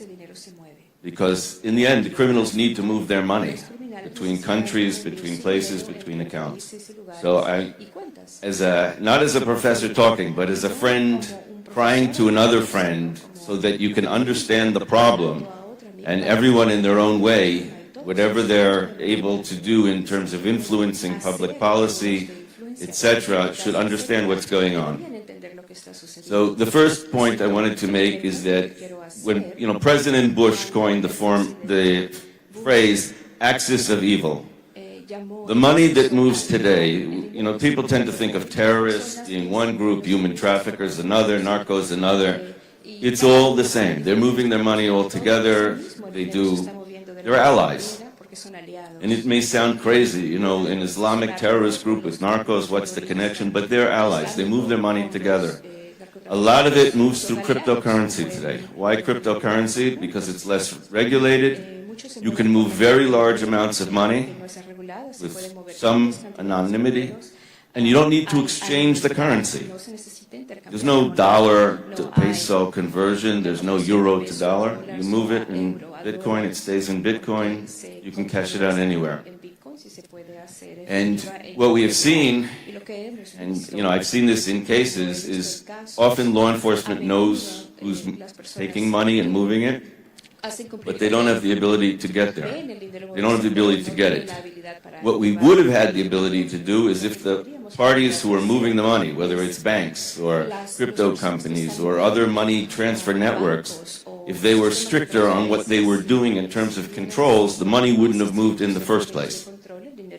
And sometimes it looks to me like it's someone turning a blind eye because of profit.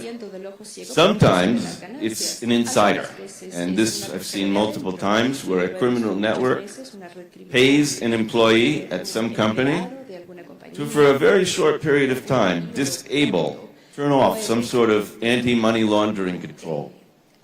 And they make it look like it was an accident or a computer problem. And it's done at exactly the time someone's going to do something to move money illegally. Sometimes it's used for theft. But when you steal money, the party that lost the money knows, and then they start investigating it. But if you're moving money that was made illegally, and it just made it through when it shouldn't have made it through, nobody knows. They don't see anything. Nothing's missing. They don't even know to investigate. And this is becoming a bigger and bigger problem. One of the things that I've been able to do is when there is this type of arguing in court, for example, after money is stolen about who's going to take the loss, is to remind judges or arbitrators that there's a second side to the transaction, which is the money was stolen, but somebody got that money. And let's look at who that party is, so that if somebody was careless, or somebody looked the other way when they shouldn't have, that they can be punished. Because this money, and it's not my opinion, again, this is FinCEN who has said it very clearly, this money is going to terrorists, human traffickers, narcos, and North Korea. Those are where this is going. When President Trump ran the first time, he spoke about, you know, the heavy hacker living in his mother's basement or something of that nature. Those were the good old days. Today, this is organized crime. And this is the way they're moving the money. And so, you know, what I ask from people is if you're in a financial company, or if you're in any business, and this got a lot worse since COVID because people hire remote employees. You don't always know who these employees are. You need to make sure that there isn't somebody coming in and doing things internally. You need to have very strong audit procedures to make sure systems that are intended to prevent money laundering, systems that are there to prevent fraud, systems that are there to prevent one person from doing something they're not authorized to do, are in place and can be shut off. Wherever possible, require multiple people to sign off on anything that's big in terms of moving money. Okay, we need more protections. And, you know, I was talking with the congressman before. We need more legislation. The laws have to be stricter. It's a free-for-all. It's like the Wild West, we call it today. And when these things happen, the companies claim we didn't know, the law doesn't require this, you know, it was a mistake, and often they get away with it. So, I can't solve it myself. I don't think any one person can do it, but if everybody in their capacity is more careful to understand that there's money moving by paying off employees, there's money moving by doing all sorts of cybercrime, and we're a little bit more careful, hopefully that will cause us to do two things. First of all, prevent some of the money from moving and save some people. And number two, to get some of the traffickers caught. Because sometimes we know who's starting the transaction, and we know who did it, but we only know it 3 weeks later when it's investigated. But if we knew it at the time, law enforcement could go there. And so if we're better at this, I think we will see some more criminals getting caught, some more lives being saved. We won't solve it all, but for those people, we mean the world. So, thank you very much, Joseph. Thank you very much. As you see, there is many approaches to fight against human trafficking. It's a very complex and systematic way about crime, and also we have to be like we have to look in a very holistic way and to incorporate the knowledge about people knows through different perspectives.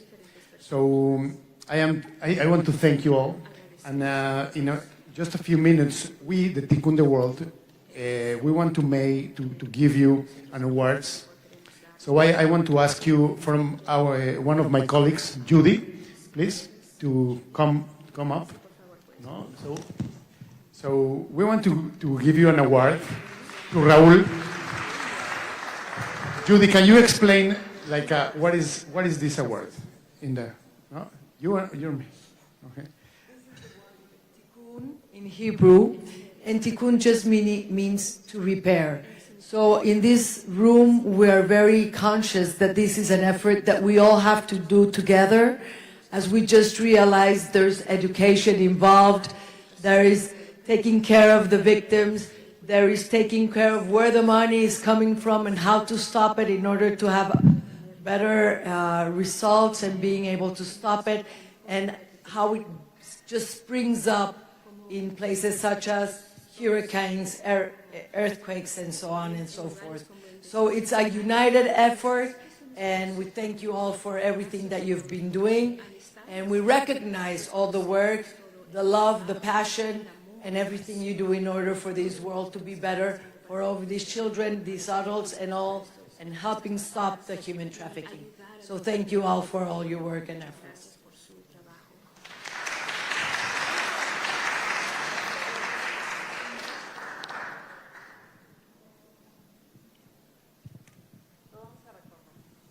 Thank you so much.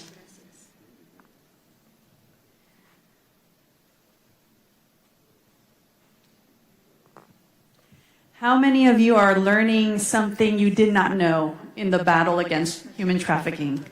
Raise your hand if you're learning something. Thank you so much. It was so informative, and we are learning just more ways to combat the trafficking crisis. And to share a few words, on behalf of the Family Research Council, I'd like to call up Travis Weber, the Vice President for Policy and Government Affairs. Please welcome Travis.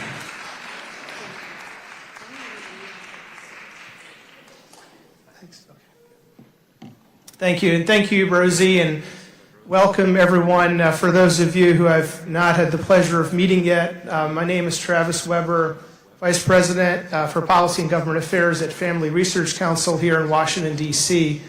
Our organization has a presence in Washington because we seek to bring a biblical perspective on issues concerning the family to the government. You know, we're sitting in a place of significance here, the House of Representatives and the offices of many members of Congress, but ultimately a nation will be blessed based on its adherence to God's Word and the principles that are outlined in God's Word. And me as a Christian, my Christian faith motivates me, but we're joined by an alliance here based on our adherence to principles of justice, truth, and righteousness, which ultimately stem from God as the Creator who's created us, man and woman, in His image. And from that reality, our human dignity is derived. So human dignity and human rights are a widespread currency in the world today, but people sometimes forget that they come from the reality and truth. It's not a matter of my opinion. It's not a matter of my private beliefs, and it's not a matter of what I think to be true, but the reality that we are created in His image. And obviously there are a lot of cultural and spiritual wars being fought over these things today, including the issues of justice, which we are here to defend, provide a voice for those who cannot speak for themselves and need a hand and need someone to advocate for them, whatever country we're in. So God bless you all. I want to bless you being someone who lives and works in this city, and I want to say you're very welcome here and what you represent in the principles of justice and righteousness and what you're trying to fight for in bringing, eradicating the issue of human trafficking. I want to welcome what you are bringing to Washington, D.C.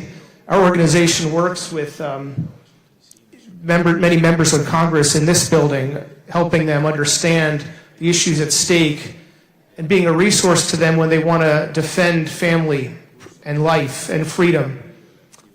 But this is something that's important in every nation, for God's word is not only for the United States, but for every nation. And so in that regard, it's extremely important that you are here, and it's extremely important what you represent as you come and meet together here and go back to your own countries. And so being someone who wants to represent these principles here and working with Rosie and what she's doing and many others here, including those in this room, including Congressman Smith, I just want to say you have a friend in our organization when you are doing your work in Washington and want a resource here and need some help in the city, because we have an interest in seeing these principles flourish everywhere, not just here in the United States. So again, may the Lord bless your time here.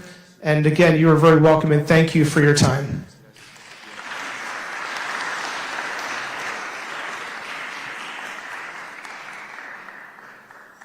Thank you so much, and we are going to move on to our next panel. I want to share just a little bit of information before I present them.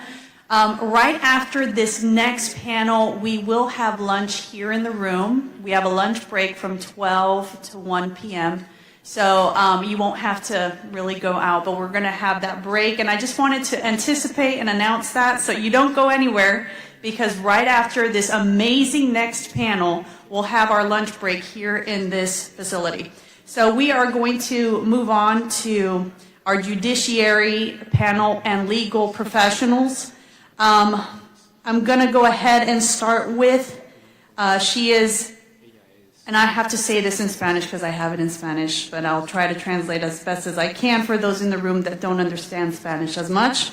We have Sara Catalina Reyes Mejía, juez de primera instancia de Guatemala. Ella va a ser la moderadora. Por favor, para que pase Sara Catalina. And to also, the following 4 people are magistrates for the Supreme Court Justice of Guatemala: Jenny Noemi Alvarado Tení, Gustavo Adolfo Morales Duarte, Carlos Rodimiro Lucero Paz, Clemen Vanessa Juárez Midense, para que pasen adelante, y jurista, directora general de INASIF de Guatemala, Ingrid Joana Romero Escribá. Por favor, pasen al panel.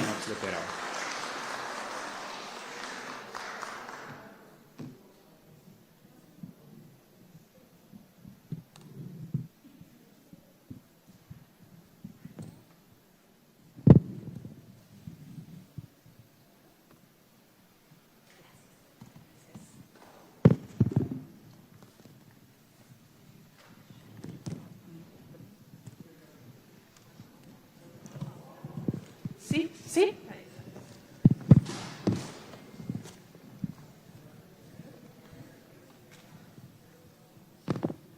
Bueno.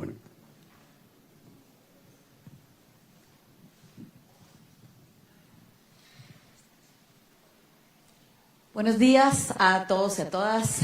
Good morning, everyone, and welcome today. Todas, bienvenidos. Damas y caballeros, somos Guatemala. Bienvenidos a todos. Thank you. We are the Commission for Guatemala, and we're very happy to be here.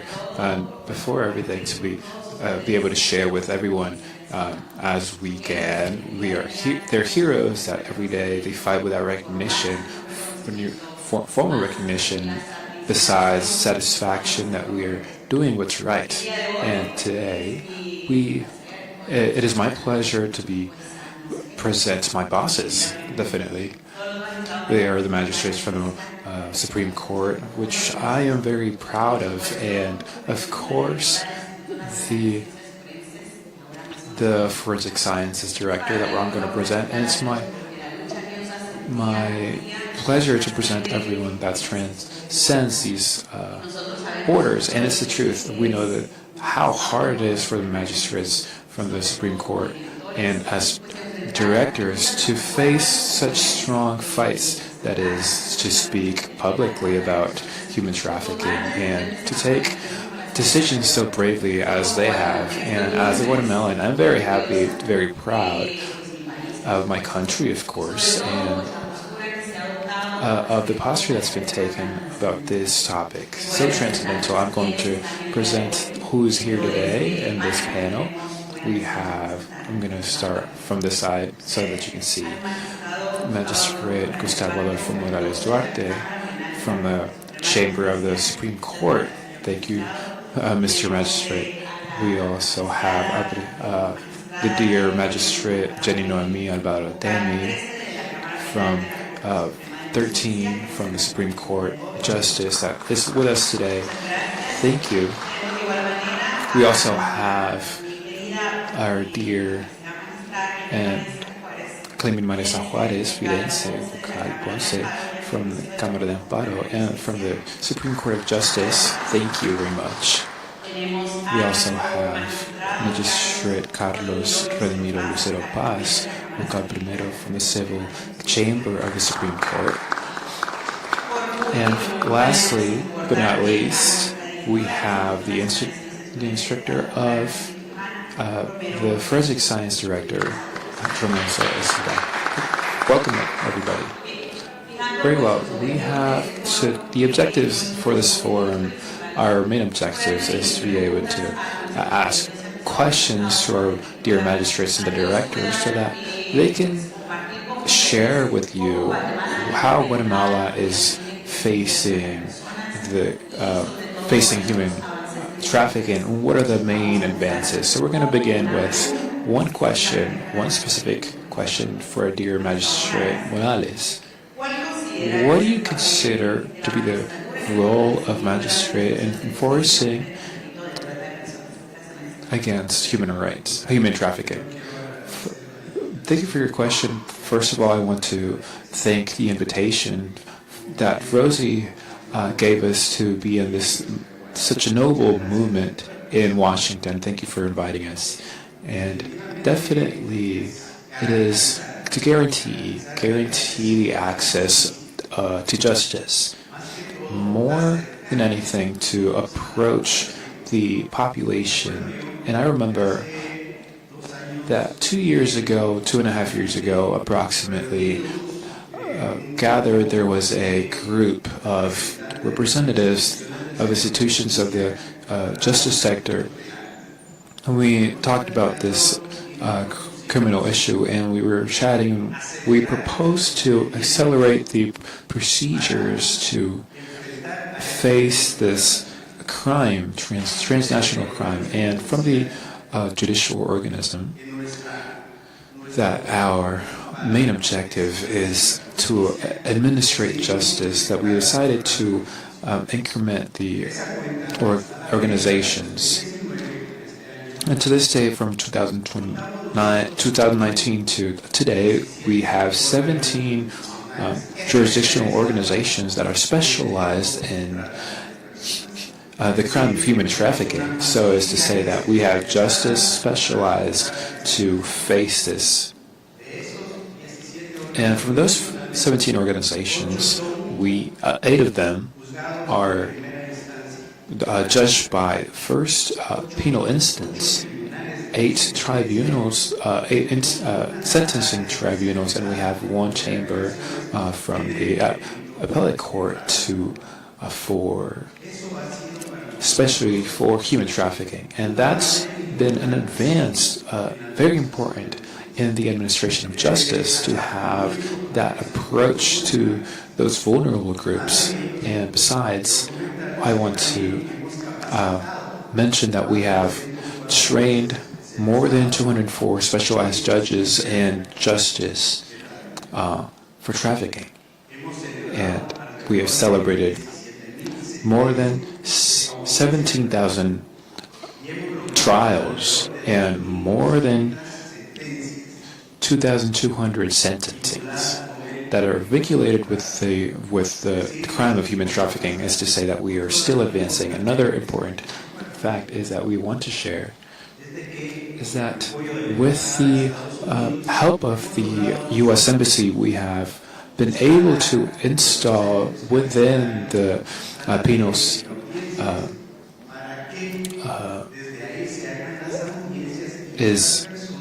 centers for trials, so that these people don't have to go to the jurisdictions, and that way we avoid re-victimization of people. And that's been advanced because through technology we have been able to have those trials, to not suspend them and to not make those trials longer. And that's been our answer, is to guarantee that access to justice. Thank you. Thank you, Mr. Magistrate. As you can appreciate of the magistrate's answer, is that we are conscious and we are evident. It is evident about the advances in justice, especially about the specialized justice. And today and yesterday, we have heard about how big it is, the fight, everyone's fight for the victims of human trafficking, for justice. And the magistrate's answer has shared the importance to strengthen specialized justice, and of course the access to justice, so that it could be as best as possible. We're going to continue with the next question with Magistrate Juarez.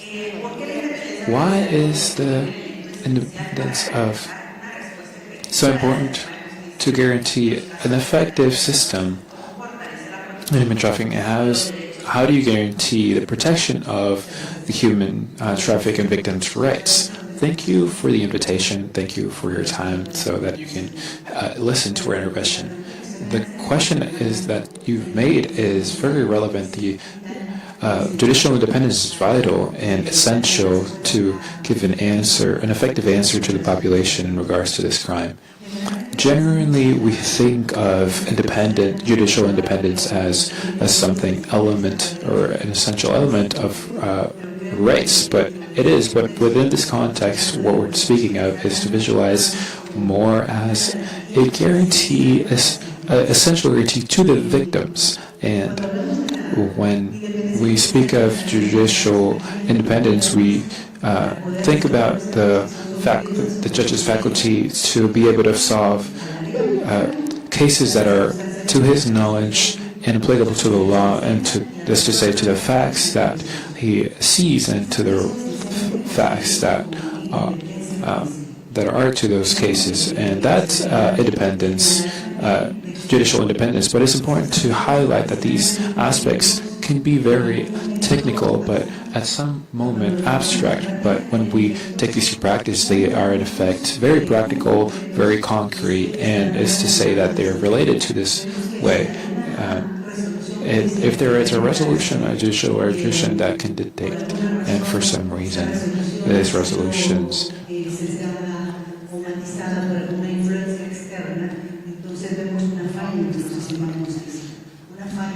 if there's a fail that affects, not only affects the victims but also affects the society, and these type of fails creates a crack which we can't allow. In fact, we have created with the Supreme Court that have been pushed through Magistrate Morales and Magistrate Alvarado to cover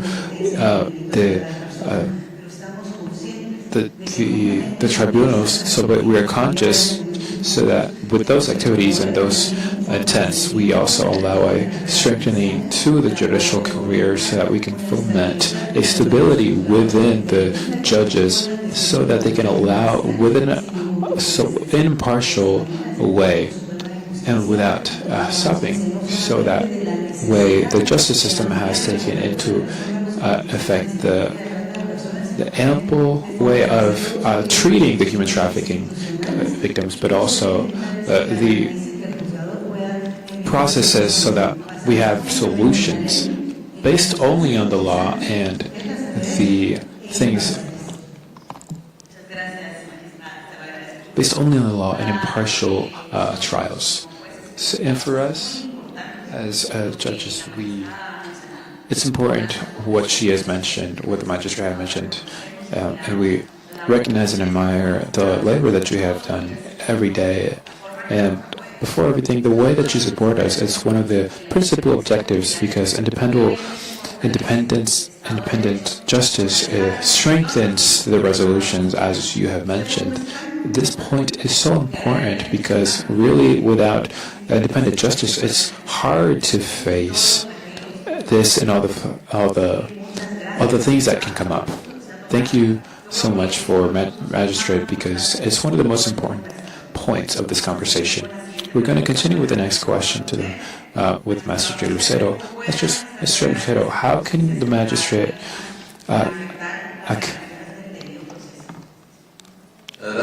Thank you very much, Washington. Thank you, everyone here. A cordial hello from my country. Welcome.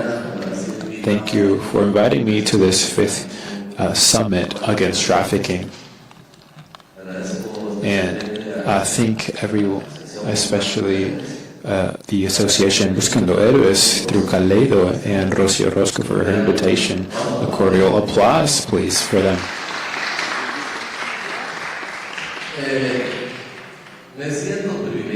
I feel privileged in first place because I have the privilege to talk to you as a magistrate of the Supreme Court of Justice of Guatemala, and to listen this morning and we invoke the presence of God. We make a prayer asking for His wisdom, and I listen to the testimonies of life that makes you think differently. And I didn't bring a booklet for my answers, but those appreciations I give in the morning, because those appreciations make my booklet change.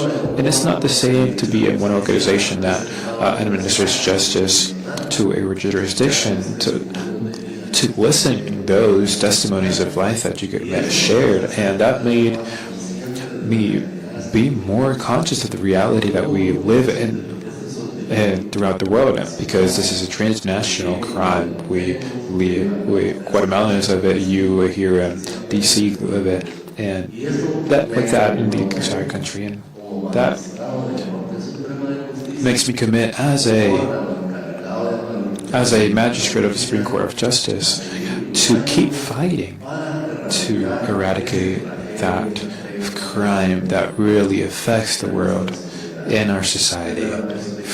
From the perspective of a judicial organization, we also form a 13 magistrate complex where we make decisions and jurisdictional decisions that has taken us to admit the according agreements to treat this crime, and to say we can't close our eyes, we can't close our ears, we can't close ourselves to the reality that we live here today. And I'm a father, and I have 2 children, and I am even more committed to fight for those victims.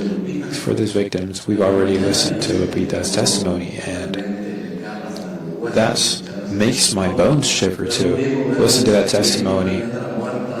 It's not the same to see a case with letters, to listen to live testimony like Lupita has shared me. I don't know if that's her name, with all due respect.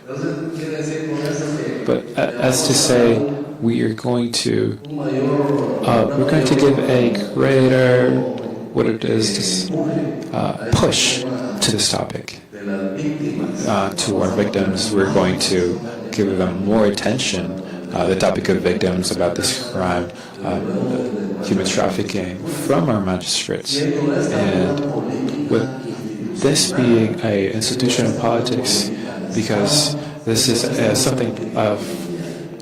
this is world politics, and for all of us being here, we have the interest of this changing, and for humanity not to be disappearing in the world, but with the transcourse and all of the institutions in charge of administrating justice, including my country, Guatemala, we are committed to attend the victims, not to re-victimize them, as we say, and to respect certain constitutional guarantees, that is the due process. Because many times it is easy to accuse someone of a crime, but we have to also show it. Unfortunately, we are in front of two places, the accused and the accuser.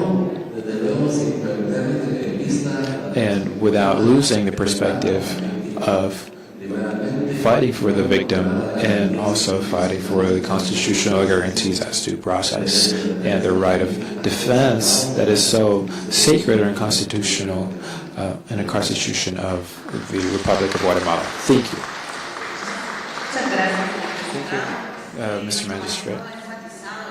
Our magistrate has emphasized the paper of victims in the process. You're going to understand that as the processing in Guatemala, our position, especially in our position the Supreme Court, we have to admire something very specific, and that specific point is that it's not only something that's been placed by Guatemala as a unitary work for the magistrates and judges, but it's also something institutional politics, and it's very important because it implies that it's not just the judges and the magistrates, but to work together and inside policies that helps us work. But equilibrium, as the magistrate mentioned, is in the respective guarantees as to balance all of that is the effort that we all have, and to respect those guarantees of the other side, which is the objective.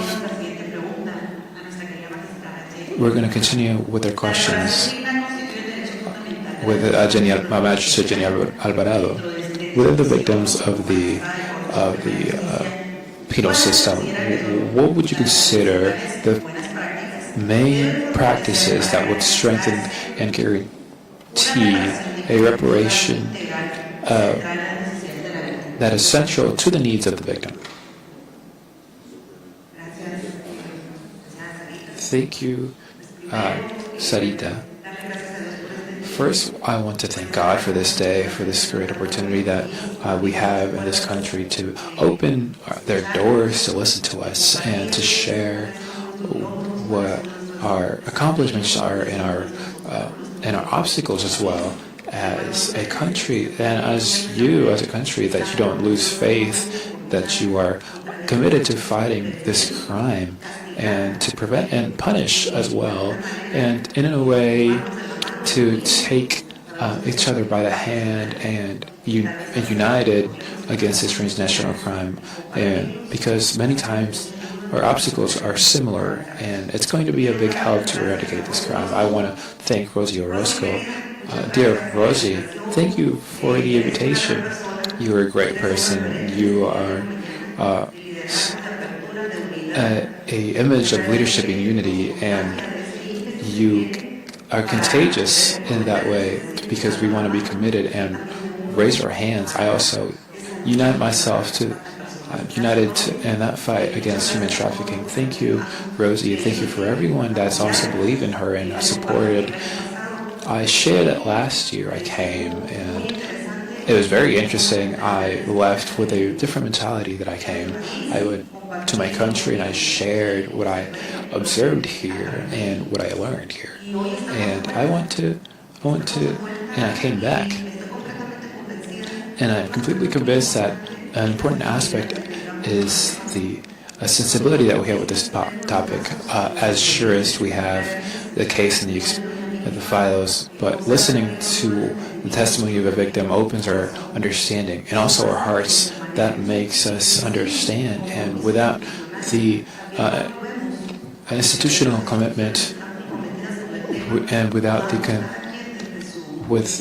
commitment of the other institutions, we can all strengthen the work that we're doing at international level, Central America, and to the entire world. Also to thank Epoch Times, because they're also giving that cover not to us here present, but also all those that are seeing from home, and to taking this from home and teaching them, oh, what are we doing? We're committed, and for them to know that this evil exists, and giving more space as a technological, for example, to open a space to capture and help some victims. Especially in Guatemala, we have girls and boys that are very vulnerable. The topic of victims for us, for example, is something, a principal objective, the topic of worthy healing and integration besides the economic. We see that victim is a human being, and have suffered, for example, when Rosie's let go of the pulley, I jumped because that's what happened when her feelings are altered, and that's one example of a human being that we see, a boy or a girl, that their dignity is vulnerable, their person, their mind, their body.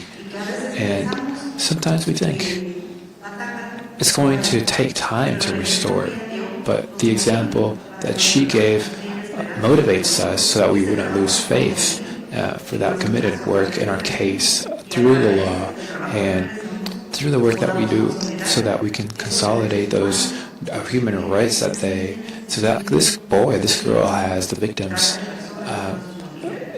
human trafficking in all their modes. We believe strongly that the sensibility of the judges is very important. I want to share today that part of who we are here. I want to share that Sara Reyes is the president of the Association of Judges and Magistrates, and in the internal of the judicial, we have more than 1,200 judges. Is that true? Yes, 1,200 judges, and we do social projections work, academic work, and that is good because we have to look for all the places where we can take not only the update of knowledge and juris and legal, but also the sensibility of the judges, and to see the truth of what our country is going through. The magistrate Juárez Videncia, she precedes the judges of Guatemala and the world, and through this association, it's more than 500 women, because we also have to take into account the perspective of gender and that difference that it makes, and it's to a global level between men and women. We also have to have an update of the different institutes that can realize a equitative justice, and through these associations to promote. It's been gratifying because we can link judges in a good communication so that we can support in different topics. Here is also a group of judges. I'd like for them to stand up. Judges and magistrates. Over there, it's penal, civil, high-risk family. Thank you. Thank you from the urban area, like the city, to the regions of Huehuetenango, Quetzaltenango, other regions, because we know that it's important that we are united in the context, social context, cultural, political. Sometimes it's different, but this evil is one evil, and because that's why it's important that we are strengthened every day, so that we can know and to know that we have good allies like the ones that are here. So that why the reparation, the worthy reparation, and we're putting more emphasis on it. I'm going to go into more detail but Guatemala is present, and Guatemala is raising their hands saying we are present and working hardly against human trafficking. Thank you.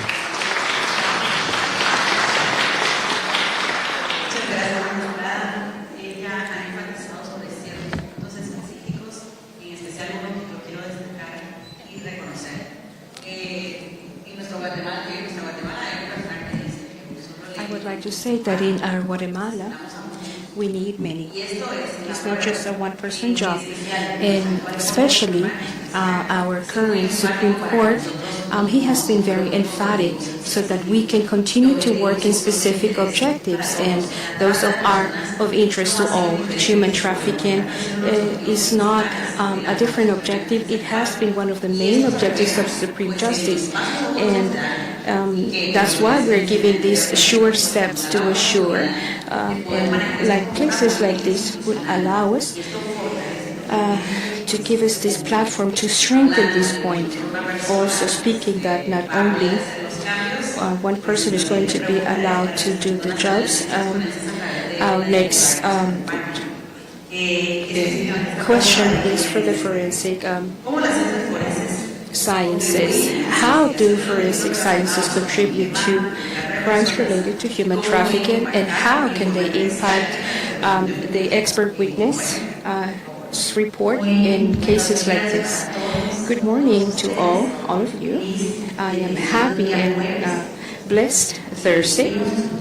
We have heard today in these important days in this summit, senators, Congress people, and religious leaders, and committed people works with this social source, and that we also see different modalities that go against every dignity, against people's human rights. And that's why I want to particularly thank Rosie Orozco, the Supreme Court of Guatemala, and all the people that made this activity possible, because they are given participation to a participant who many times is not seen within the criminal process. Who is this? The legal medicine and forensic sciences area, because it becomes an indispensable auxiliary for prosecutors and judges for the process resolutions that are being known.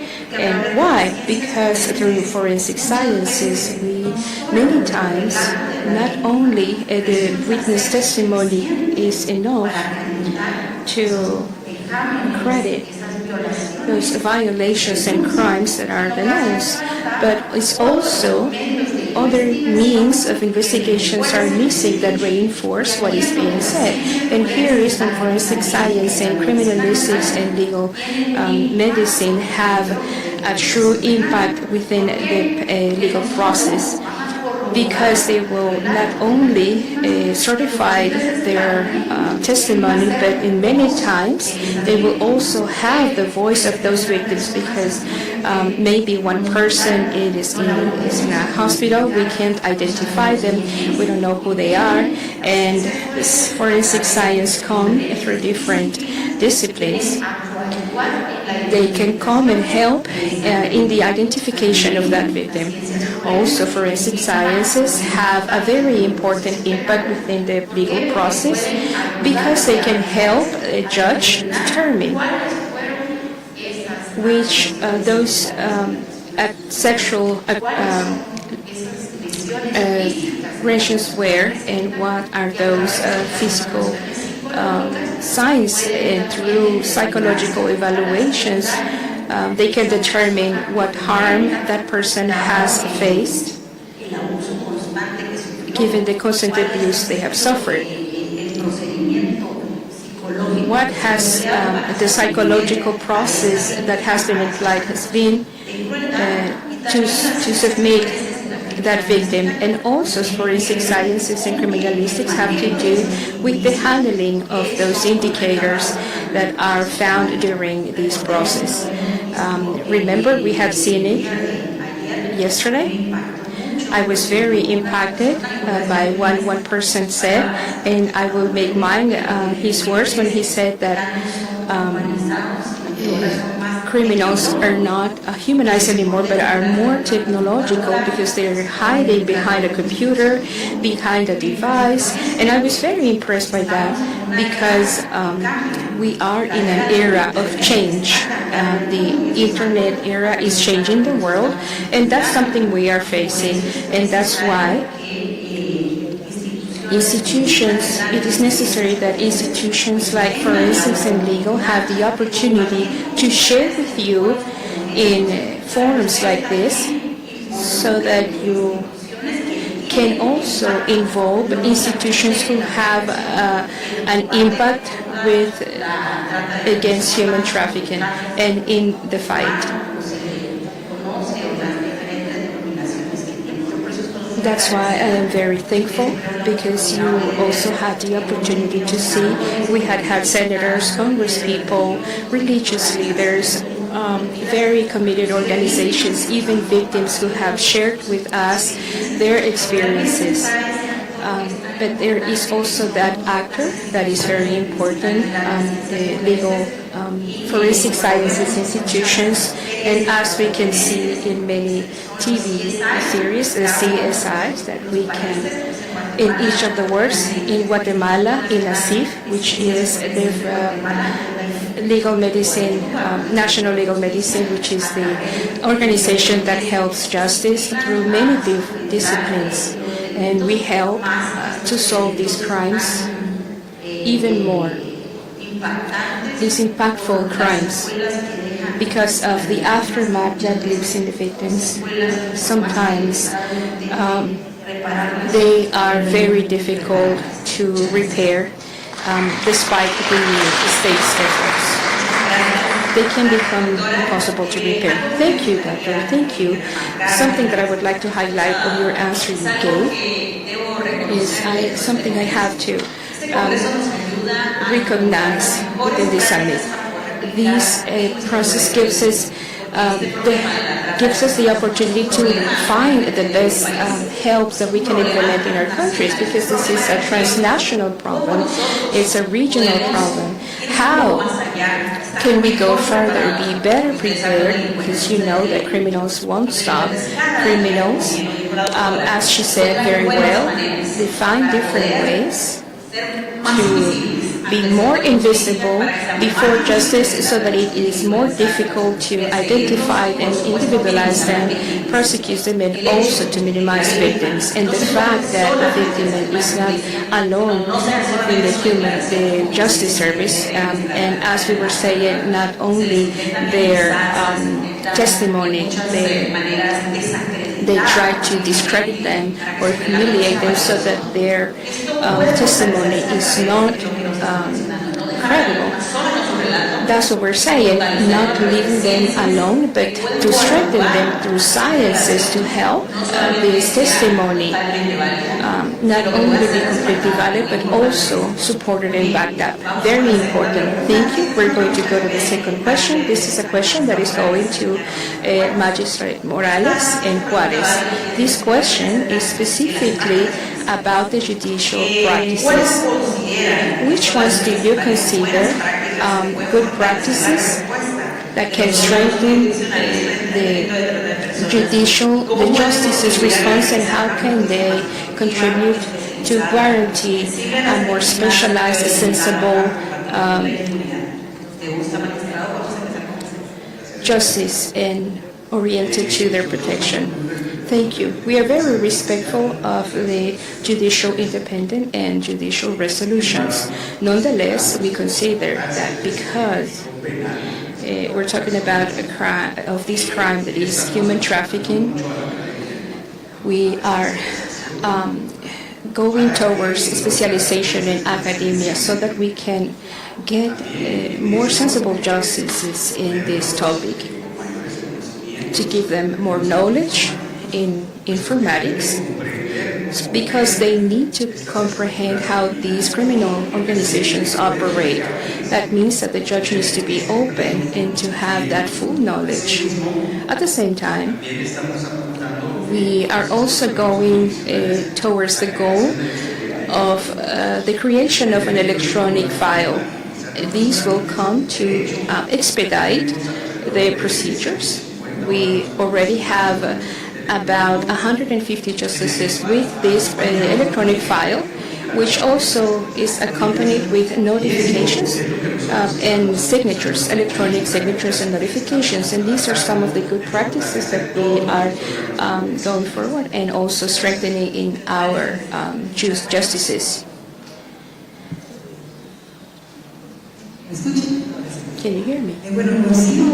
Well, I agree with Magistrate Morales was saying. I believe that the most relevant in this moment is to continue to train and specialization. Particularly, I would also include in this aspect sensibilization. I do believe that it's very important for judges to be working in this area, have contact with summits and forums like this, where they can have direct information at first hand from the victims of the survivors, because that will generate a different attitude inside the judge and a deeper commitment to justice application.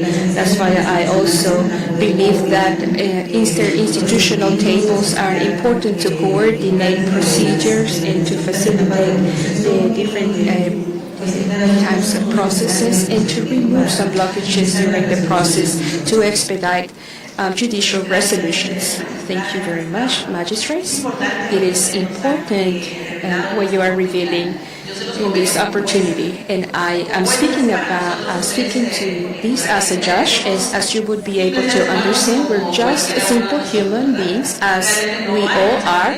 There is really not a difference except for training, and in many opportunities, judges are surprised in their good faith, because truth is switched. And in these attempts of minimizing the victims and at the same time to justify the aggressors' attitudes, and it can surprise judges. But if we judges continue with a preparation, an ongoing preparation, they won't be able to surprise us. That's why what they have said about speaking about the topic is so important, which was what we were discussing in the morning, that it is not possible to silence the voices. When we are speaking about this topic, it becomes familiar for the judge that is judging. We can hear not only within the trials but also in the academic world. It is important because judges and magistrates can open our eyes before the need to identify the new ways criminals are using, and that's why continuous training, technology use in judicial processes is so important. This particularly has been revealed by our magistrate. Now we're going to question for Magistrate Lucero and Mrs. Alvarado. What do you believe to be the principal strengths that the Guatemalan judicial system has to guarantee an effective response against human trafficking, and how will this contribute to the access of justice in the protection of victims? Magistrate Lucero. I would say that I will give her the word first. Excellent.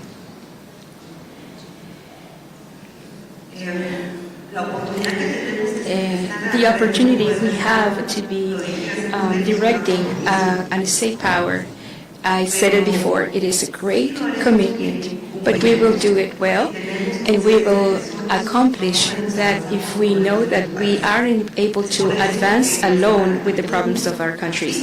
That's why our active attitude and participation, we believe that this will help other institutions, not only national but also international, to be able to attack this problem.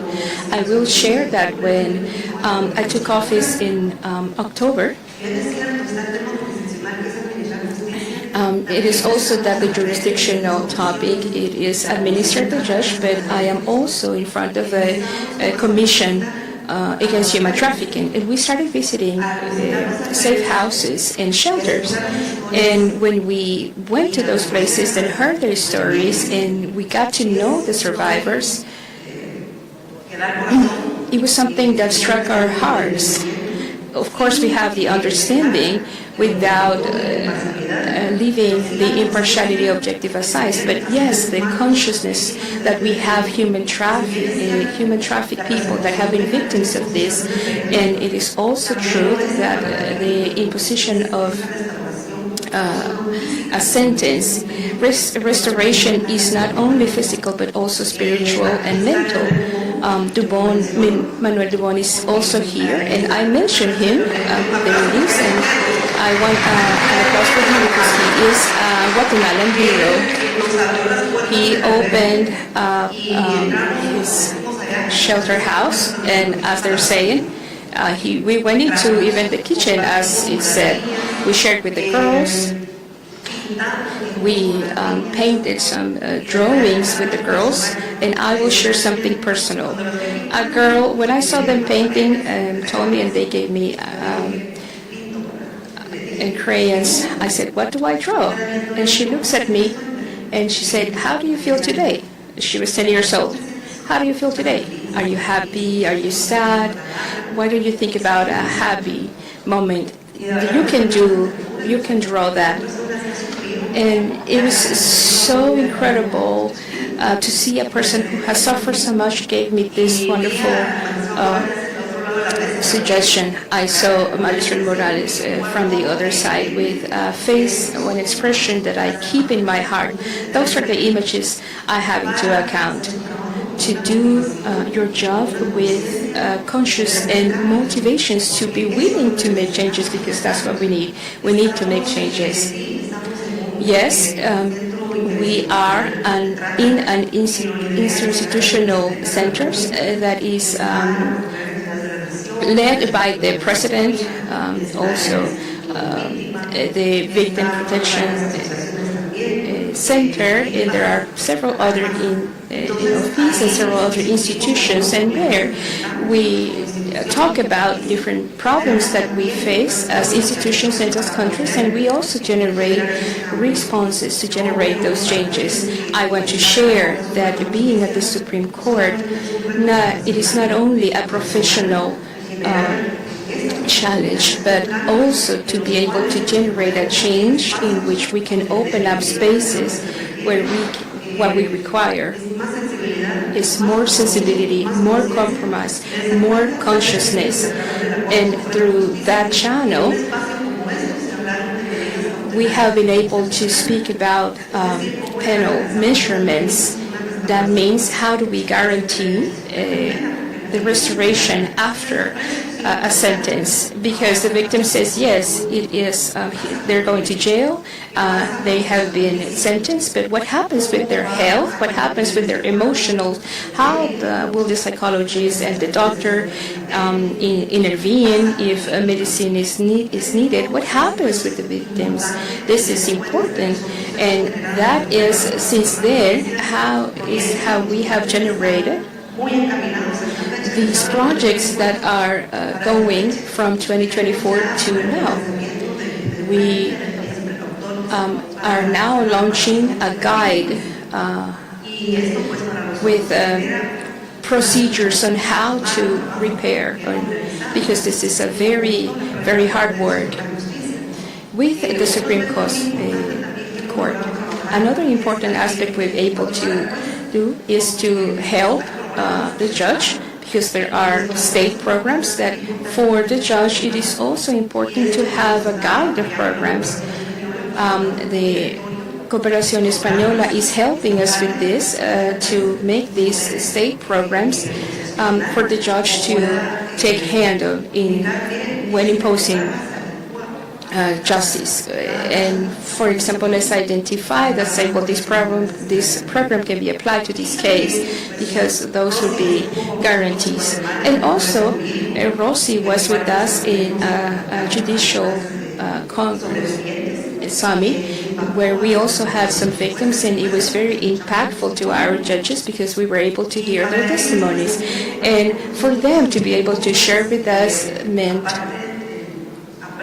besides the care and the hug, to say we care about what's going on, because a victim would be in Guatemala, in any part of the world, We are also thankful for Rosie's presence because she was there with us in Guatemala.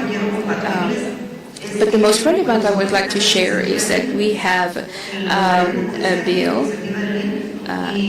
initiative of law, that we already conformed work tables, interinstitutional work tables, to be able to reform the law against related to the victims, and that is a great advancement. It is a great opportunity we have as a justice, because we are analyzing how the legal process or legal subject or the process or who is launching this process, not only in sentencing but at the same time transformative, worthy transformation for the victim.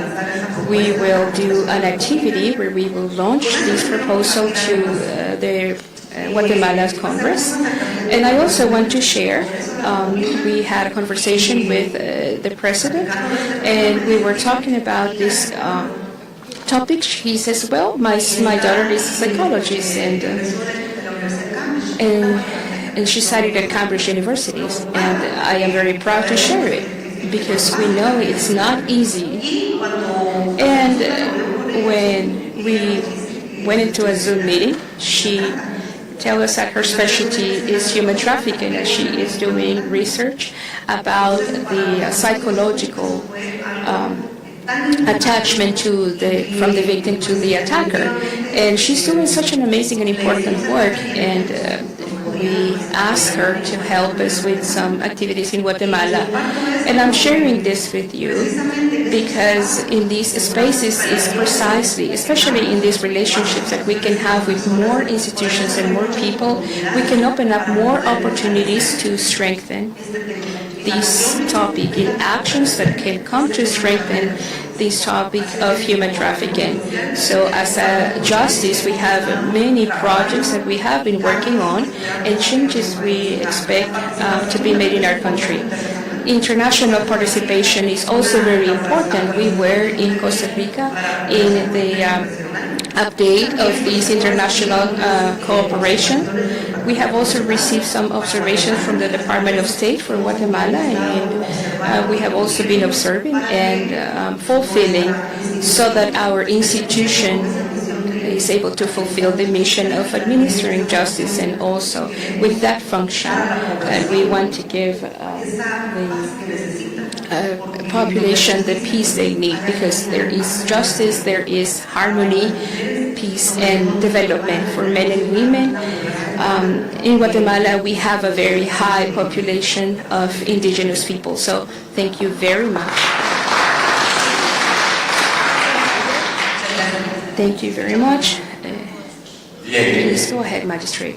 Okay. What's the best strength that we are living here, strengthened as a judicial organ in Guatemala by these kinds of activities that says we are not alone against human trafficking, in the human trafficking fight.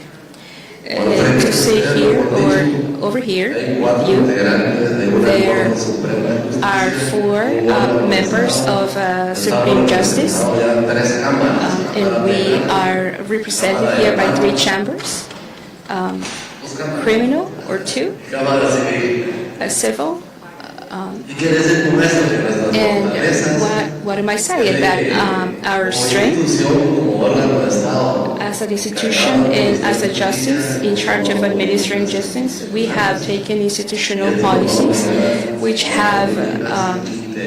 will allow us to adopt interinstitutional policies where all the 3 chambers are organized to be able to fight against this crime.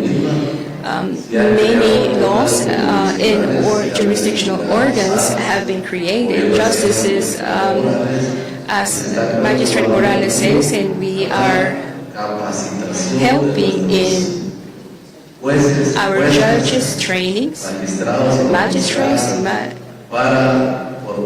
to strengthen strengthen the knowledge, to strengthen the fight against human trafficking. We have interinstitutional teams, psychologists, pedagogists, and other professionals to help with this institutional strengthening. That is part of our strengths. We also want to thank today because this humanizes me, it makes me human. I had a different idea of human trafficking back in the 83s when I was studying law in San Carlos University. You could hear that about human trafficking very far away. It is a crime, and it has evolved. It has evolved, but also knowledge has evolved, and the ways to resolve and for us to solve this conflict, I believe that that's part of our strength today, especially we are seeing the world is inside this fight so that we are strengthened even more. Thank you very much. Thank you to the magistrates that have answered this important question.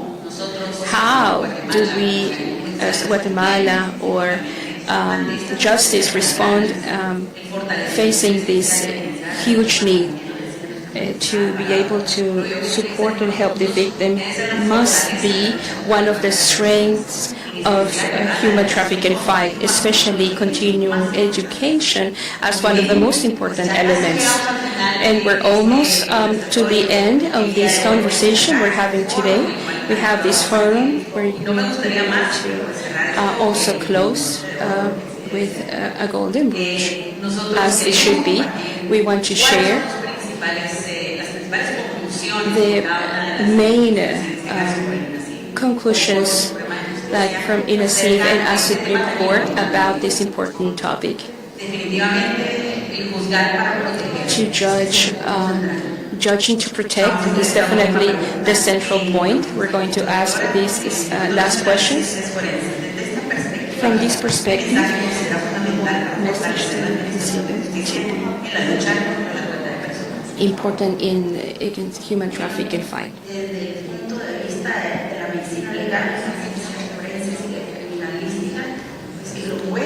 From the point of view of legal medicine law, of forensic sciences, and we can all help through the judicial process. There's different disciplines that can strengthen, like we have seen these 2 days, in the journeys that we have had. The right has been evolving, and like rights have been evolving, also have forensic sciences. And with that, we've not only minimized judicial mistakes, but also strengthened the decisions that we have gotten to in each process. And now we have disciplines like genetics, DNA, fingerprints, forensic, IT. So now we have all of those disciplines in the institution that help each other in the justice sector. So if we continue with these efforts and sharing these good practices like we have been today, we can allow a greater participation with these disciplines that, without a doubt, as we have seen today, it does have a big relevance in fighting crime. And even with these crimes like human trafficking that we have seen, it is a crime that crosses every border. And it seems like a monster that every day wants to have more growth and wants to have more invasion. I believe that in Guatemala, the political constitution of the Republic of Guatemala, as the magistrate said, begins invoking the name of God and having God present, making Him the center of our attitudes, and having God in our hearts and our values, our principles, very well cemented, would help us never break. Thank you for having us in this forum. Thank you for the court to allow our participation, because it's an opportunity to open space for the institutions, the other legal institutions for other countries that would love. For example, next time I would love the U.S. to be here because they lead technological topics, but that push of the door so that we can take into account these participations, like the legal medicine, law medicine, and the criminal law, because it's very important. And I'd like to thank your participation because it's very important. Thank you very much. To our magistrates, we're going to give the opportunity to begin with Magistrate Morales. But from the experience of magistrate, what experience do you have to strengthen the fight against human trafficking? Thank you. I am conscious that here we have a essential point is to inform more our judges, to inform them more awareness, to let them know that they're in front of a victim, and a victim that has been submitted to extremely cruel situations. Creating that awareness is fundamental to us, with a focus and crime, with a focus on the victim. That we consider most basic and fundamental in judicial resolutions. We also want to give the message from the chambers, from the Supreme Court, is that we're committed to have a front from our benches to the crime that is human trafficking. For the Magistrate Juarez, what do you consider is fundamental to strengthening the effort against human trafficking? We insist that we have to enforce judicial independence, judges that are independent and that can judge impartially without any external pressure. We have to strengthen the judicial career. The income of judges has to be through merit, and through opposition we also have to provide enough security for those cases that is special relevance and special risk. I consider relevant strengthening judicial independence. Magistrate Lucero, same question, what do you consider important to strengthen the fight against human trafficking? Well, I also like to thank this very important forum. I'm very conscious of the need to fight this evil. Let's continue to unite, to make it public, to raise awareness, and to have consciousness of our roles, responsibilities in our institutions to fight. I also thank the opportunity, and I invite you to keep fighting. Ms. Alvarado, would you like leave it to you to close this forum? Thank you, Sarai. From Washington, D.C. and this forum, in this 5th summit, Guatemala is present, and the message is that we are committed. We know that it is important. The judges labor with ethics and with constant study, and that institutional commitment that every person that administers justice has. I just want to share that in Guatemala we have a Secretary of Mediation and Conflict Resolution, and it has a unit to facilitate judges, and it consists that the judge of peace that has in the departments has the support of the community leaders, and through these leaders that approach justice and the institutions, and also supports so that they can help these institutions.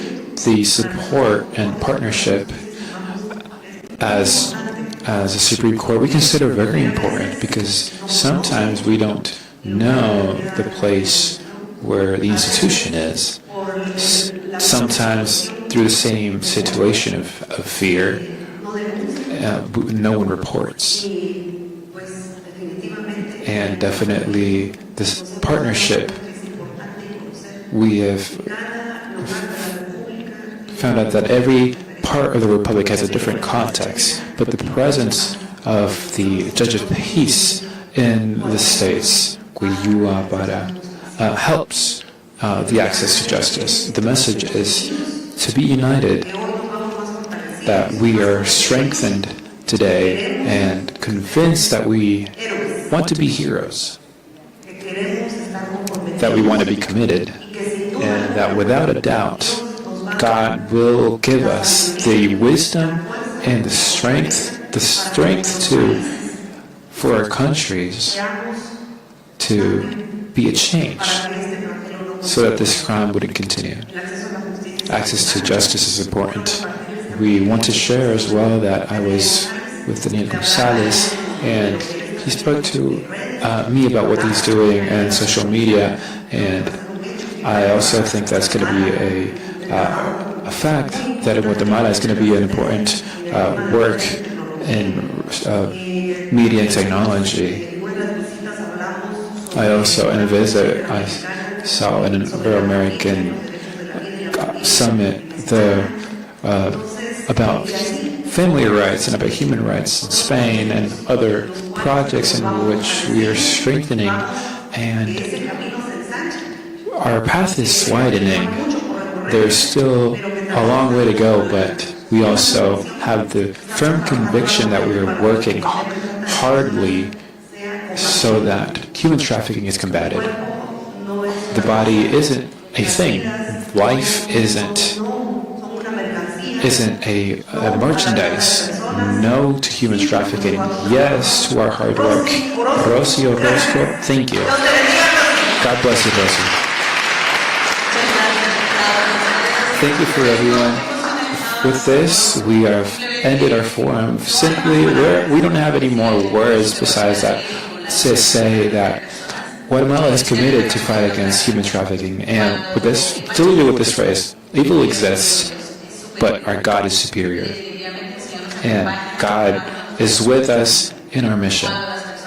When people like us unite, we make ordinary things extraordinary. So an applause for everyone here, an applause for our magistrates, and for a special guest. Thank you. Have a good afternoon. Thank you, Rosie. Don't move, please, because it's very important that you mention Lionel. And just right now, Lionel, could you come up? He is one of our heroes. July 30th, we have Congressman Chris Smith, and we also have a lot of people, and we're going to join through a Zoom, and also Epoch Times and NTV Television to launch those videos of the heroes. We also count with Ridicule Lamb, which next year we're going to be having these recognitions, and we're going to have new heroes that inspire us, and one of these heroes is Lionel. Thank you, Lionel, for being here. Please. Good morning to everyone. I thank Rosie for the invitation and for a visit to Guatemala. She came to the centers. We have two refuges with very hard stories. We have 68 teenagers and young women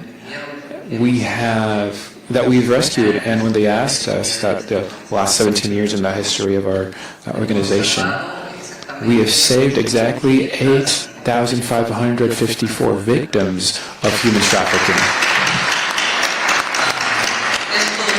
these numbers, we can say it easily, and I ask for forgiveness if I break sometimes, but when people start knowing these people's lives, we also know the other side of human evil and society's evil. Sometimes I say that human trafficking, I like the autopsy and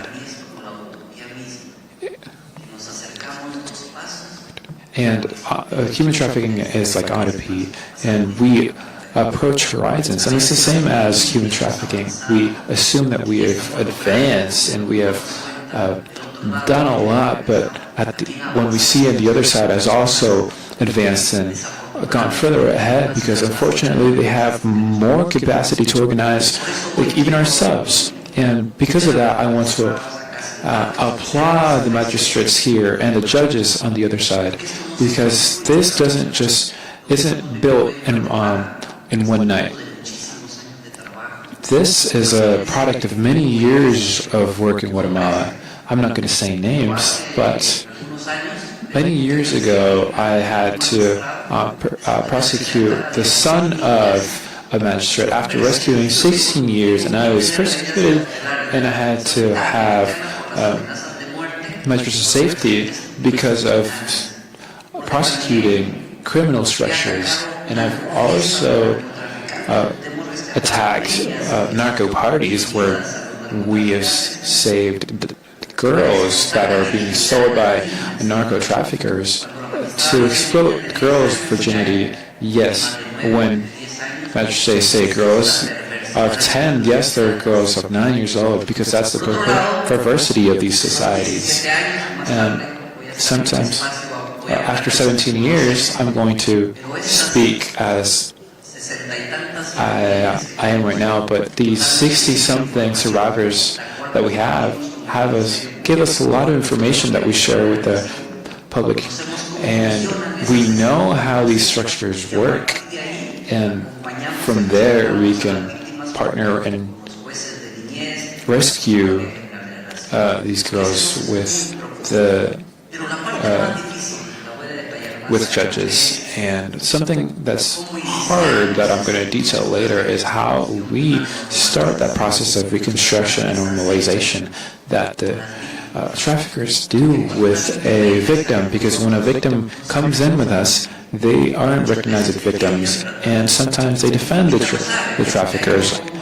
And Lupita knows it because there's a whole process that the criminals do to destructure the normal of these girls to win them.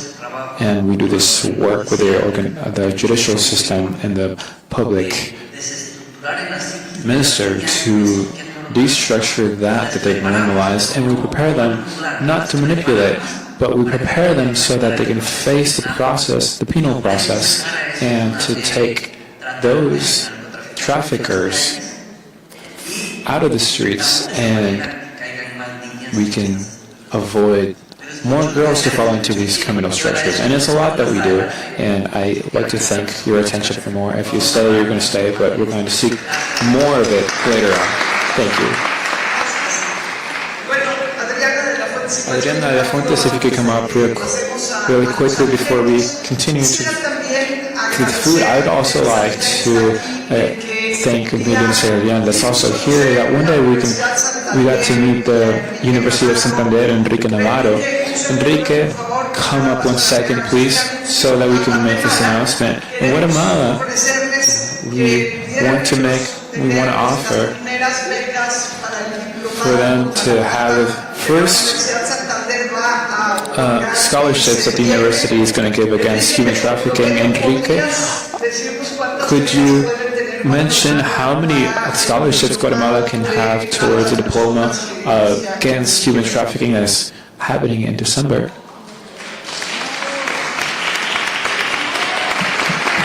For Guatemala? Well, it's very important for what we're doing. What we're talking about, we are announcing the scholarship, and we're going to get this further ahead, but this multiplies. And if we give Guatemala 1,000, the other countries are going to ask 1,000. So we're going to give them 2,000. So that they ask for more. Totally free 2,000 scholarships so that we can keep training. And thank you for everything you've done in Guatemala, for what you've planted. Guatemala is an example to the world. And the judges and magistrates said that Guatemala are an example. Big applause to Guatemala. Adriana, if you can give me the favor. If you want to sit down for a little bit. If you can sit for a minute. 1 minute. Thank you, Rosie. Let's say this stamp, this postal in our minds for more than 230. For more than 230 years, we've talked about abolishing slavery, and it begins at the beginning of the 17th century in Haiti with the rebellions, and for that, France abolished first trafficking and then slavery. If England followed, and we are right now in one of the summits that invites you that this effort has to be strengthened, because Guatemala is one of the most civilized and educated, and they trust that their influence can transform not only lives but also the world. We also face the risk that we are going to swallow things like pills without discerning. We face the risk of believing that this isn't possible, but we have characters that can have the influence talking about topics like in more than 200 countries, like his Sanchez Morundo, and his position influenced the whole world. But we have people like Don Manuel Añorde, who is one of the strongest people in efforts of respecting justice in Mexico. We have someone who has an outstanding example who says that justice without love is tyranny, and diplomacy without love is hypocrisy, and work without love is slavery, and life without love is insufferable. And when we think about these topics where we have the ability to discern, we sometimes miss this sense of real transformation. Roto International has, 42 years ago, we lived in a world where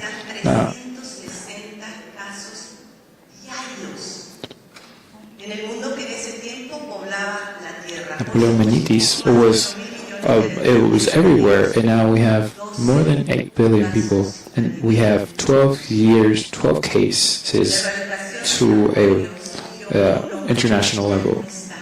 It's been eradicated by someone who is no longer with us through the initiative of brave minds, that they haven't let themselves be underestimated by the task. And now we have to push the effort of what we don't see behind the scenes because of these encounters through ideologies. We can't lose sight that religion without love is also fanaticism. God has the sense of faith. God is that replenishes your thirst at justice, because someone without a consciousness cannot oppose to evil. God is good. Dios es bueno. God is everything good.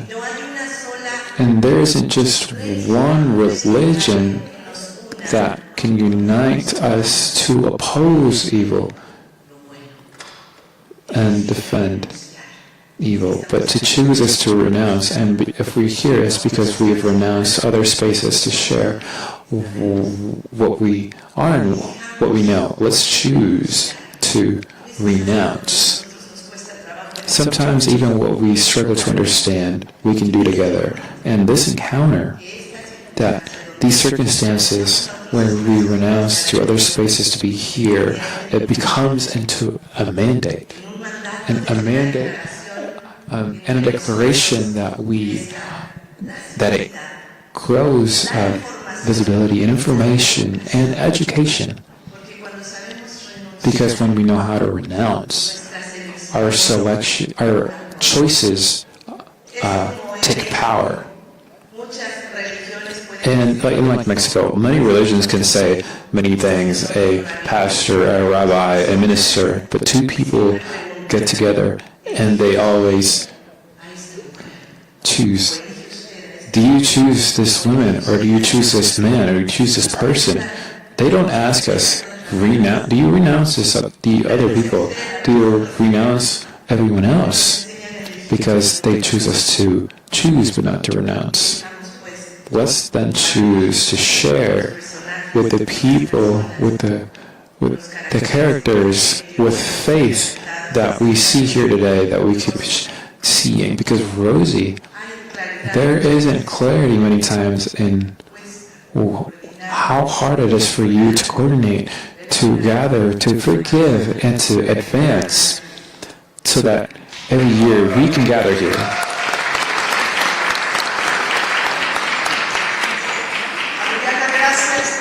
Adriana, thank you. Since 2012, you've been accompanying me as a counselor against trafficking. Thank you for being that friend, that ally, and always rise. Father, thank you for the food. Bless the food of those who made it, and let us, in this time, choose love and be united, because only united with you and with us, we can make the difference. That's the slogan of the United Commission. United, we can make a difference. God bless you.